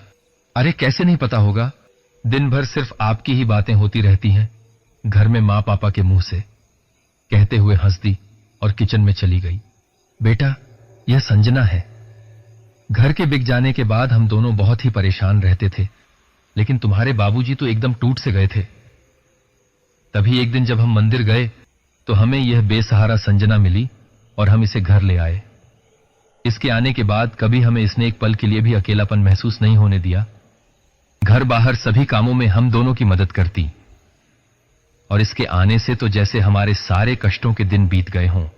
व्यापार में हमेशा ही तरक्की होती रही है, और पता है, तुम्हारे सामने हमेशा हंसती और हंसाती रहती है। संजना एक बेटी की तरह हमारी देखभाल करती है और हम दोनों भी इससे उतना ही प्यार करते हैं। कहते हुए ममता ने संजना की पूरी कहानी सुना दी और उनकी आंखें भर आईं। उसी समय संजना आ गई। अच्छा, कहानी सुना के और रोना गाना हो गया हो तो चाय नाश्ता हो जाए। कितनी बार कहा है मां कि रोना नहीं है, इससे आंखें खराब हो जाती हैं। कहते हुए उसने सभी को हंसा दिया और मां के गले लग गई। हाँ नानी अम्मा, सब तुम ही तो जानती हो। कहते हुए ममता ने उसके गाल पर हाथ फेर दिया। आपने बहुत अच्छा किया मां। ऐसा नेक काम सिर्फ मेरे मां पापा ही कर सकते हैं। मुझे बहुत गर्व है कि मैं आप दोनों का बेटा हूं। कहते हुए प्रकाश मां के गले लग गया। पापा, कल मुझे एक बड़ी कंपनी में इंटरव्यू के लिए बुलाया है, बस उसमें मेरा सिलेक्शन हो जाए। मुझे पक्का यकीन है कि कल तुम्हारा सिलेक्शन हो जाएगा। संजना है ना हमारे साथ, सब अच्छा ही होगा। क्या बात है मां, संजना पर इतना यकीन और अपने बेटे पर बिल्कुल नहीं। कहते हुए वह हंसने लगा। मेरा बेटा तो लाखों में एक है। मुझे अपने बेटे की काबिलियत पर पूरा भरोसा है। प्यार से सर पर हाथ फेरते हुए ममता ने आशीर्वाद दिया। प्रकाश ने पूरी मेहनत और लगन से पढ़ाई की थी, तो उसकी मेहनत भी सफल ही होनी थी। उसके मार्क्स और उसकी काबिलियत से उसे उस कंपनी में जॉब लग गई और अब घर में खुशी का माहौल था। मैंने कहा था ना तुम्हें कि यह नौकरी मिल जाएगी। देखा, सच हो गया ना। हाँ मां पापा की दुआएं कभी बेकार नहीं जाती, तो मुझे नौकरी तो मिलनी ही थी। अच्छा बेटा, एक काम और करना है। मतलब तुम्हारे पापा और मैं दोनों ही सोच रहे थे कि संजना की पढ़ाई बीच में छूट गई तो उसका फिर से एडमिशन करा दे। यह तो अच्छी बात है मां। मैं कल पास के कॉलेज का फॉर्म ले आऊंगा। बेटा, उसकी जरूरत नहीं है। तेरे पापा फॉर्म ले आए थे और जमा भी कर दिया था, बस कॉलेज जाकर एडमिशन करना है। तो बेटा, कल करा दोगे जाकर? हाँ मां, क्यों नहीं। पहले मैं कॉलेज जाकर एडमिशन करा दूंगा, फिर ऑफिस के लिए निकल जाऊंगा। दूसरे दिन प्रकाश ने संजना का एडमिशन करा दिया। वह रोज पहले संजना को कॉलेज छोड़ता, फिर अपने ऑफिस निकल जाता। वापसी में वह अपने आप आ जाती थी। संजना घर में सभी का अच्छे से ख्याल रखती थी। किसी की क्या पसंद है, क्या नापसंद है, सब उसकी जुबान पर था। ममता उसे घर के काम छोड़ पढ़ाई पर ध्यान देने को कहती, तो संजना कहती, पहले मैं अपने भगवान की सेवा तो कर लूं, थोड़ा पुण्य कमा लूं, फिर मुझे सब अपने आप ही याद हो जाएगा। कहते हुए वह सबको हंसा देती थी। घर में सभी को उसकी आदत हो चुकी थी। उसके बिना सब कुछ अधूरा सा लगता था। कुछ ही दिनों में प्रकाश और संजना अच्छे दोस्त बन गए। संजना एक खुशमिजाज लड़की थी। वह सभी को हमेशा हंसाती रहती थी, या यह कहें कि उस घर में सबकी खुशियों का खजाना थी। घर के सभी काम निपटाने के बाद वह पढ़ाई करती थी और कोई परेशानी होने पर प्रकाश उसकी मदद कर देता था। ऑफिस से लौटने और खाना खाने के बाद प्रकाश उसे 1 घंटे रोज पढ़ाता था। कभी कभी वह नींद आने का बहाना करके लेट जाती थी, तो प्रकाश उसे जबरदस्ती उठाकर बैठा देता था और एक बच्चे की तरह कहता, चलो अभी इतना याद करो, मैं सुनूंगा। और संजना को प्रकाश की जिद में उठना पड़ता। ममता और दीनदयाल भी उन्हें हंसते बोलते देख खुश हो जाते थे। उन्हें लगता जैसे उनके एक नहीं 2 बच्चे हैं। संजना और प्रकाश में अच्छी दोस्ती हो गई थी। दोनों एक दूसरे से कुछ भी नहीं छुपाते थे। एक दिन प्रकाश को ऑफिस से लौटने में देर हो गई। संजना मां पापा को खाना खिलाकर सुला देती है और खुद ही खाने की मेज पर बैठी उसका इंतजार कर रही थी। उसे पता ही नहीं चला कब उसकी आंख लग गई। प्रकाश जब घर पहुंचा और संजना को सोते देख वहीं पास में बैठ गया और उसे देखने लगा। पता नहीं क्यों वह आज उसे बहुत अच्छी लग रही थी। आज संजना कुछ अलग ही नजर आ रही थी। उसे खुद ही नहीं पता था कि यह कैसा रिश्ता है संजना के साथ जो उसके बस करीब रहना चाहता था। ऐसा लग रहा था जैसे समय यहीं रुक जाए और वह बस उसे देखता रहे। अचानक से प्रकाश के फोन की घंटी बजी और जब तक प्रकाश उसे बंद करता, संजना उठकर खड़ी हुई, लेकिन एकदम से उसका पैर मुड़ गया और गिरने लगी। वैसे ही प्रकाश ने अपने हाथों का सहारा देकर उसे संभाल लिया। अचानक से दोनों की आंखें पहली बार एक दूसरे से मिल गई थीं और दोनों उस पल के लिए एक दूसरे में खो गए। दोनों के मुंह से कोई भी शब्द नहीं निकला, लेकिन आंखों ही आंखों में जैसे बहुत सी बातें हो गईं जो शायद दिल ने सिर्फ महसूस किया था, लेकिन जुबां कभी कह नहीं पाई। सक पकाकर वे दोनों बिना खाना खाए अपने कमरों में चले गए। अगले दिन से ही संजना के व्यवहार में सबने परिवर्तन महसूस किया। वह प्रकाश से कटी कटी सी रहने लगी थी। मां ने भी संजना से जानना चाहा, लेकिन उसने कुछ भी नहीं बताया और गुमसुम सी रहने लगी। दूसरी तरफ प्रकाश भी कुछ खोया खोया सा रहने लगा था। उसका किसी काम में मन नहीं लग रहा था। मां आखिर मां होती है, बच्चों के दिल की बात बिना कहे ही समझ जाती है। उसे भी कुछ एहसास हुआ तो उसने अपने पति से सलाह लेकर एक नतीजे पर पहुंच गई और प्रकाश से बात करने उसके पास गई। प्रकाश, मुझे तुमसे कुछ जरूरी बात करनी है। हां मां, कहिए। बेटा, सच सच बताना, क्या तुम संजना को पसंद करते हो? प्रकाश ने कोई भी जवाब नहीं दिया और सिर झुका लिया। तुम बोलो या ना बोलो, लेकिन तेरे झुके सिर से तेरा जवाब दे दिया, कहकर ममता संजना के पास चली गई और संजना से पूछने पर भी उसने कोई जवाब नहीं दिया। ममता और दीनदयाल तो संजना को बहुत पहले ही अपनी बेटी मान चुके थे और दोनों की पसंद के बाद तो उनकी खुशी की कोई सीमा ही नहीं रही। इस रिश्ते से तो वे दोनों सबसे ज्यादा खुश थे। दोनों की रजामंदी से वे शादी की तैयारी करने लगे, लेकिन प्रकाश ने अभी कुछ दिन करने से मना कर दिया। बेटा, जब तुम दोनों एक दूसरे को चाहते हो और शादी के लिए भी तैयार हो, फिर क्यों मना कर रहे हो? मां, मैं मना नहीं कर रहा हूं, बस वक्त मांग रहा हूं। बात यह है कि मैं एक घर देख रहा हूं, बस वो फाइनल हो जाए तो हम लोग वहीं पर शिफ्ट हो जाएं, फिर शादी कर लेंगे। संजना, तुम्हारा क्या फैसला है? संजना की तरफ देखते हुए उसने कहा। हां मां, ये सही तो कह रहे हैं। पहले हमारा घर ज्यादा जरूरी है और काम बाद में। अब तुम दोनों की यही मर्जी है तो यही सही। कहते हुए ममता वहां से चली गई और प्रकाश ने संजना को अपनी बाहों में भर लिया। संजना और प्रकाश साथ रहते रहते एक दूसरे के कितने करीब आ गए, पता ही नहीं चला। उन्हें एक दूसरे से बातें करना, हर पल साथ रहना अच्छा लगता था और दोनों को ही एक दिन उस प्यार का एहसास भी हो गया। संजना, मैंने सही किया ना? मैं चाहता हूं हम इस किराए के घर से नहीं, बल्कि अपने घर से अपनी जिंदगी की शुरुआत करें। प्रकाश ने संजना का हाथ अपने हाथों में लेते हुए कहा। आपने बिल्कुल सही किया। वैसे भी घर बिक जाने से मां पापा बहुत परेशान थे और अपना घर हो जाएगा तो उनकी खुशी फिर से वापस हो जाएगी। एक दो दिन बाद, पापा, मैंने एक घर देखा है, आप भी देख लीजिए। अस्वीकार लगे तो फाइनल कर दिया जाए। बेटा, तुम ही देख लो, जो देखोगे अच्छा ही होगा। नहीं पापा, वह हमारा घर होगा और हम सभी की पसंद का होना चाहिए, इसलिए हम सभी चलेंगे। कहते हुए चारों लोग घर देखने चले गए। मां, पापा, कैसा है घर?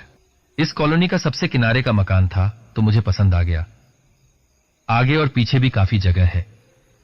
अभी एक फ्लोर बना है, बाद में जितना चाहे बनवा सकते हैं, घर को दिखाते हुए प्रकाश ने कहा। घर तो काफी अच्छा है, सबको ही पसंद आया होगा। अरे संजना, तू बता कैसा लगा? इतनी शांत क्यों खड़ी है? पसंद नहीं आया क्या? संजना को चुप देखते प्रकाश ने जब कहा तो ममता और दीनदयाल भी देखने लगे। घर तो अच्छा है, लेकिन मैं ये सोच रही थी कि 2 कमरे हैं, एक में पापा रहेंगे और एक में मैं और मां, तो तुम कहां पर रहोगे? प्रकाश को चिढ़ाते हुए वह घर में इधर उधर भागने लगी और सब हंसने लगे। रुक, अभी तुझे बताता हूं, हर समय बस मजाक करती रहती है। कहते हुए प्रकाश उसके पीछे भागता है और पकड़कर अपनी बाहों में भर लेता है। बताओ ना, कैसा लगा हमारा घर? सच्ची में बहुत अच्छा है। फिर फाइनल कर देता हूं और 1 महीने में यह घर हमारा हो जाएगा। 1 महीने बाद उस घर की सब प्रोसेस पूरी करके सब लोग गृह प्रवेश करने के लिए जाते हैं, तो प्रकाश उस घर में अपनी मां के नाम का बोर्ड लगाने जाता है। ममता और दीनदयाल ने उसे रोक दिया और एक दूसरा बोर्ड देते हुए उसे लगाने को कहा। संजना और प्रकाश आश्चर्यचकित हो गए। बेटा, हमारा सब कुछ तो खो गया था और संजना के आने के बाद हमारी जिंदगी में फिर से खुशियों की बहार आ गई और जीवन खुशियों से भर गया। इसीलिए हम दोनों की यह इच्छा है कि इस घर का नाम हमारी होने वाली बेटी के नाम पर ही हो। इस घर का नाम संजना हाउस ही सबसे अच्छा है। कहते हुए दीनदयाल ने प्रकाश को समझाया और सभी खुशी खुशी संजना हाउस में रहने लगे। बेटा, अब तो हमारा घर भी हो गया, सभी समस्याओं का समाधान भी हो गया, तो अब तुम दोनों को शादी कर लेनी चाहिए। जब ममता और दीनदयाल ने प्रकाश और संजना से कहा तो संजना शर्मा के वहां से चली गई और प्रकाश ने जैसी आपकी मर्जी कहकर वहां से चला गया। देखो, हमारे दोनों बच्चे शादी के नाम से शर्मा गए। कहते हुए ममता मुस्कुरा दी। दोनों की शादी की तैयारियां जोर शोर से शुरू कर दी गईं और 1 हफ्ते के अंदर पूरे रीति रिवाजों से उनकी शादी कर दी गई। उनकी जिंदगी खुशियों से भर गई थी। किसी भी चीज की कोई कमी नहीं थी। खुशी खुशी वे अपना जीवन व्यतीत कर रहे थे। प्रकाश संजना को प्यार से संजू और संजना प्रकाश को अक्की कहकर बुलाती थी। हर वक्त हर लम्हा बस खुशियां ही खुशियां थीं। तभी एक दिन जब प्रकाश ऑफिस में काम कर रहा था, तभी मां का फोन आया। बेटा जल्दी से घर आ जा। क्या हुआ मां, इतनी परेशान क्यों हो? वो संजना क्या हुआ संजना को? बेटा संजना बेहोश हो गई है। हम उसे अस्पताल ले जा रहे हैं, तुम भी वहीं पहुंच जाओ। ठीक है मां, आता हूं। कहते हुए प्रकाश ऑफिस से अस्पताल के लिए निकल जाता है। वहां पहुंचकर वह मां और पापा को परेशान देख पूछता है, मां क्या हुआ अचानक से संजना को? अभी सुबह तो एकदम ठीक थी। पता नहीं बेटा, घर में खाना बनाते बनाते अचानक से बेहोश हो गिर पड़ी। किसी तरह उसे होश में लाए और मना करने के बावजूद सोचा डॉक्टर को दिखा लें। डॉक्टर अंदर संजना का चेकअप कर रही है, मां प्रकाश को बता रही थी। तभी डॉक्टर ने उन्हें अंदर आने को कहा। क्या हुआ डॉक्टर, मेरी बीवी को? कोई घबराने वाली बात तो नहीं? घबराने वाली कोई बात नहीं है, कहते हुए डॉक्टर मुस्कुरा दी और संजना सिर नीचे कर शर्मा गई। ऐसा कैसे घबराने की कोई बात नहीं? ये अपना ख्याल तो कभी रखती नहीं है, बस बच्चों की तरह इधर उधर कूदती रहती है। अपना तो जरा सा भी ख्याल नहीं रहता इसे। एक साथ ना जाने कितना बोल डाला। अरे बस कीजिए, अब ये बच्ची नहीं रही बल्कि एक बच्चे की मां बनने वाली है। अरे नहीं डॉक्टर साहब, ये कभी बड़ी नहीं होगी। बिना बात समझे बस बोले जा रहा था, लेकिन जब उसे डॉक्टर की बात समझ आई तो एकदम से चुप हो गया। क्या कहा डॉक्टर आपने? क्या सच? संजना, ये डॉक्टर जो कह रही हैं क्या वो सच है? प्रकाश ने जब संजना की तरफ देखकर पूछा तो संजना कुछ नहीं बोली, बस उसकी बाहों में अपनी बाहें डाल दी। अब तो परिवार में नन्हा मेहमान आने वाला है। ये सुनते ही पूरे घर के लोग जैसे खुशियों से नाचने लगे। अपने मां पापा को खुश देखकर संजना और प्रकाश बहुत खुश थे। आखिर खुश भी क्यों ना हो, कहते हैं दादी दादा बनने की खुशी का अंदाजा ही नहीं लगाया जा सकता। तुम्हें याद है ना अक्की, हम सब अपने घर में आने वाले नन्हे मेहमान को लेकर कितना खुश थे। मां पिता तो खुशी से नाचने लगे थे। 5 महीने हो गए थे और हम कितना खुश थे कि मुझे बच्चे की हरकत महसूस होने लगी।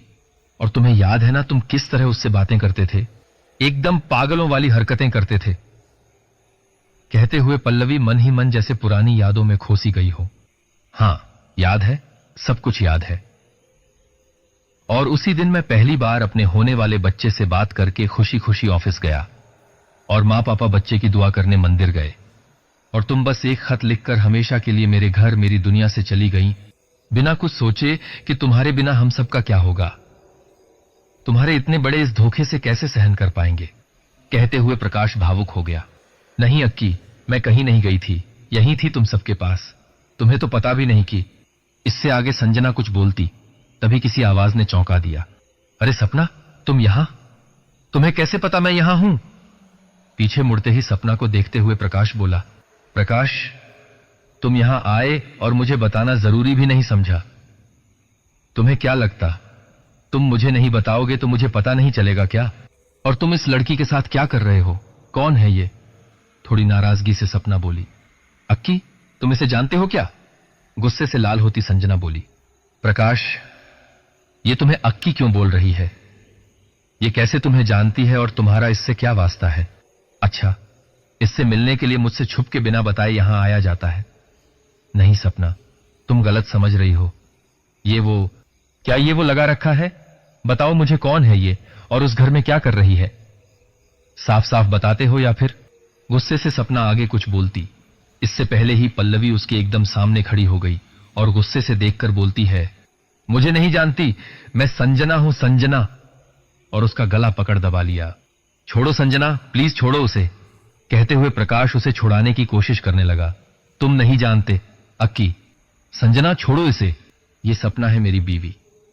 प्रकाश के मुंह से उसे अपनी बीवी सुनते ही संजना चौंक गई और उसकी पकड़ ढीली सी हो गई। वह सदमे में आकर वहीं पर बेसुध सी बैठ गई। सपना खांसते खांसते किसी तरह खुद को संभाला। प्रकाश, मुझे यहां से तुरंत ले चलो, मुझे नहीं रहना यहां, प्लीज ले चलो, डरते हुए सपना बोली। तो प्रकाश ने उसे सोफे पर बैठाया और कहा, बस थोड़ी देर रुको, मैं चलता हूं। संजना के पास आकर बैठ गया। संजना, मुझे नहीं पता था कि तुम्हारे साथ क्या हुआ या किसने किया, लेकिन तुम्हारे धोखे को मैं बर्दाश्त नहीं कर पाया और बिल्कुल भी टूट सा गया था।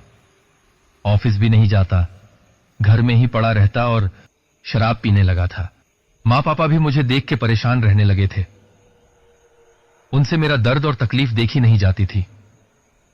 ऑफिस न जाने के कारण सपना, जो कि मेरी कंपनी के मालिक की बेटी है, मुझे देखने मेरे घर आई और सब कुछ पता चलने पर उसने मुझे संभाला, जीने का एक मकसद दिया और फिर से उस गम से बाहर निकाला जो मुझे तुम्हारे जाने के बाद तोड़ चुका था।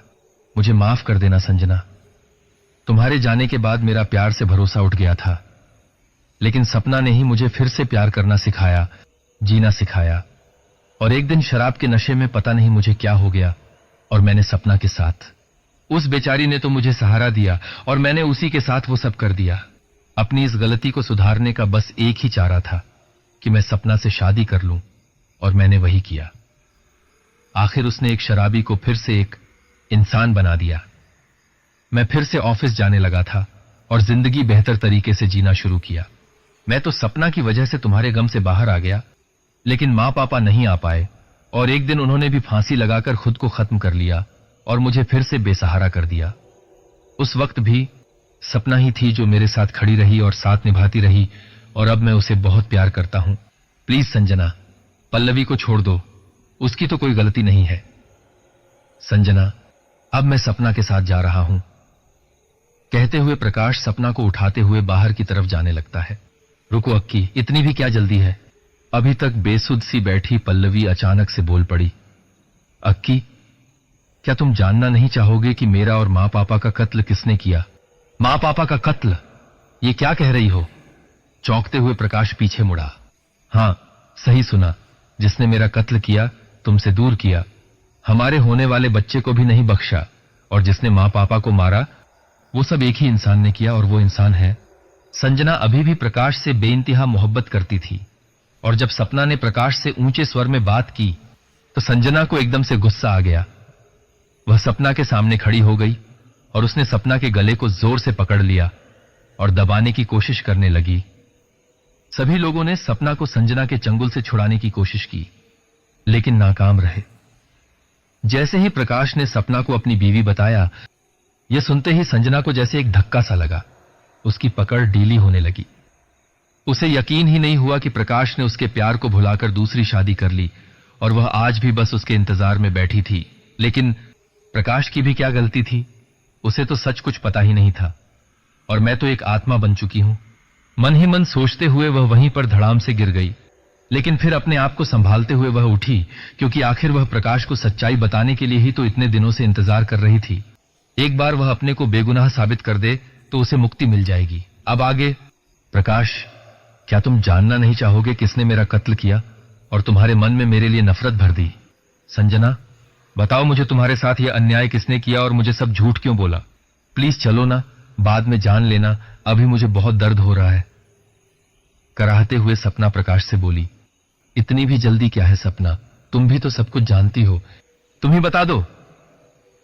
कहते हुए संजना सपना के पास आकर गुस्से से देखने लगी, और सपना डरते हुए प्रकाश का हाथ पकड़ उसके पीछे खड़ी हो गई।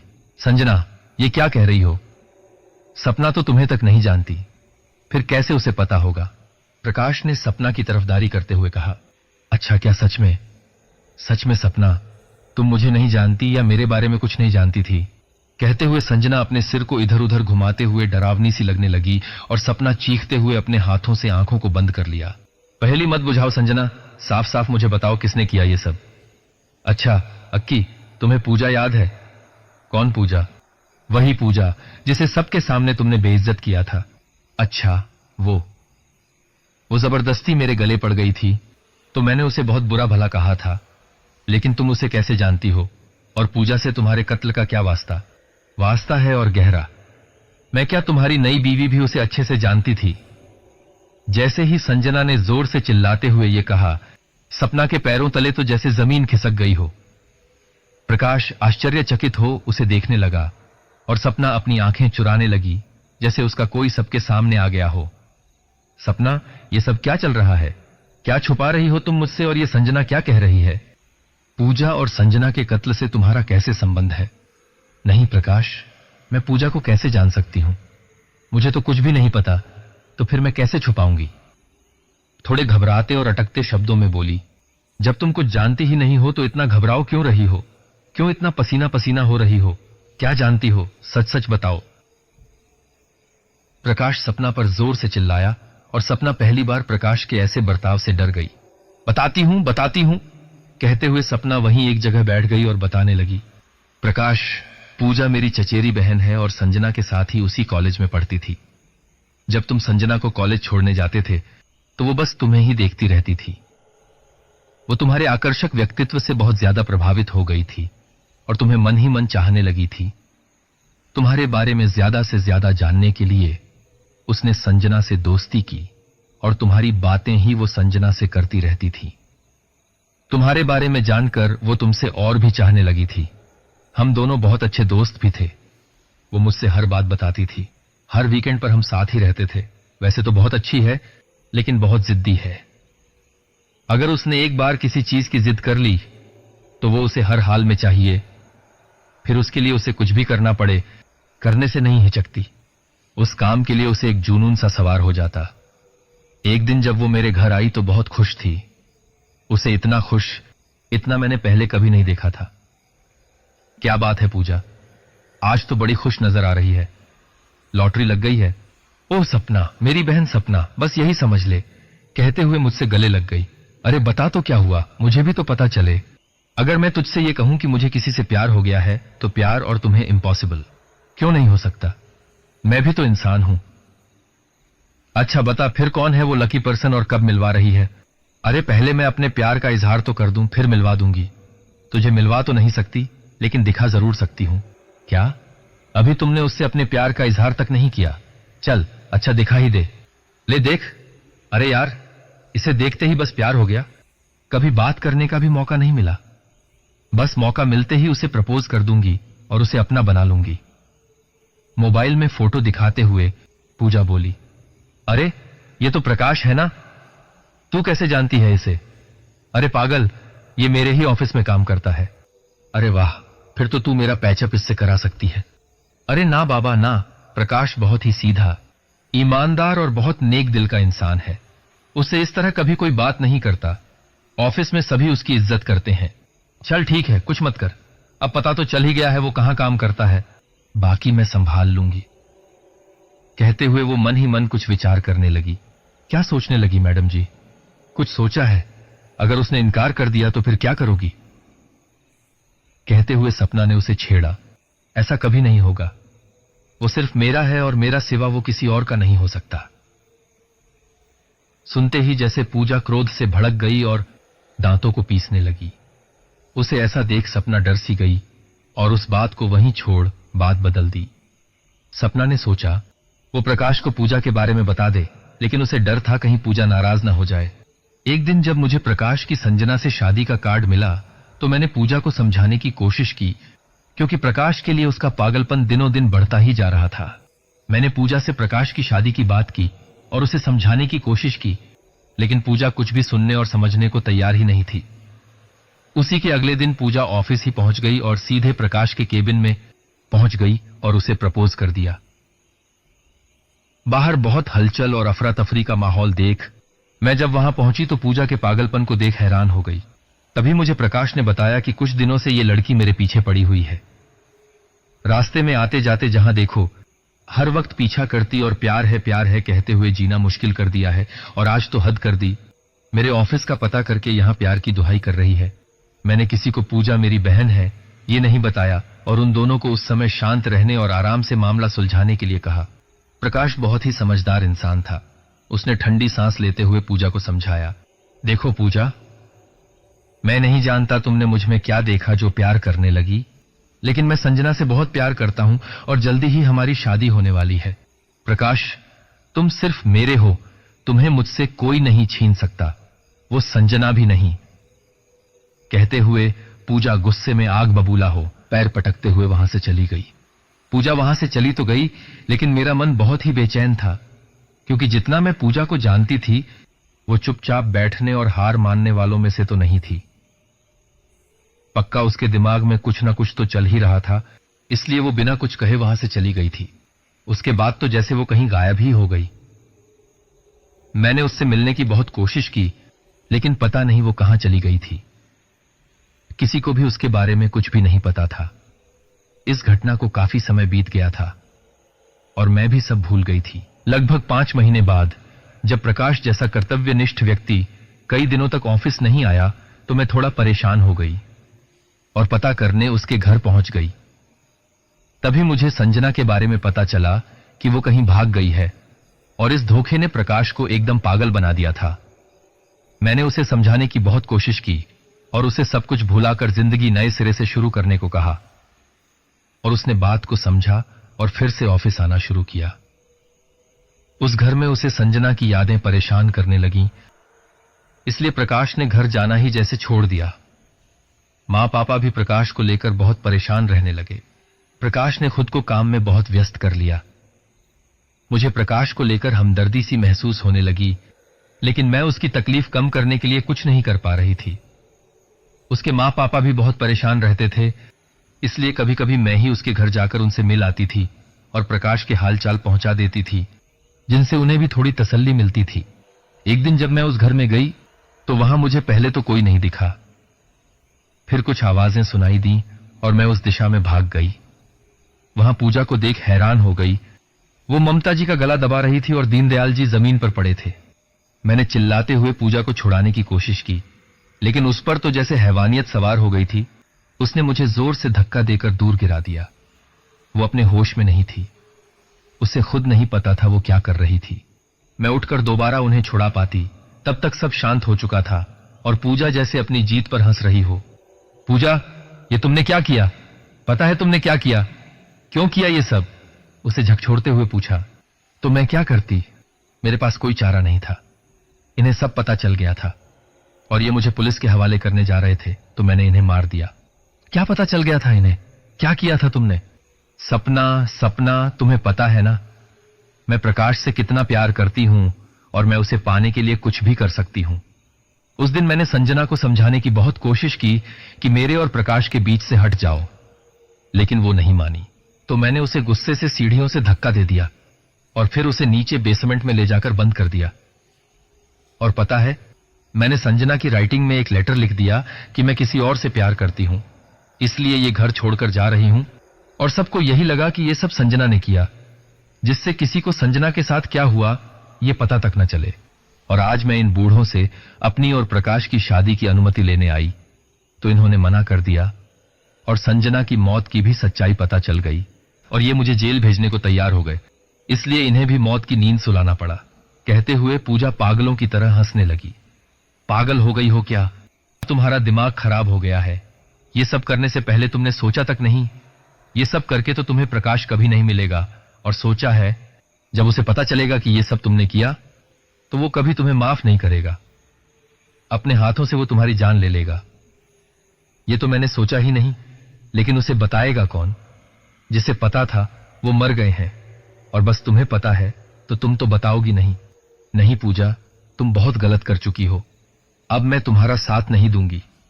तुमने गलत ही नहीं, पाप किया है।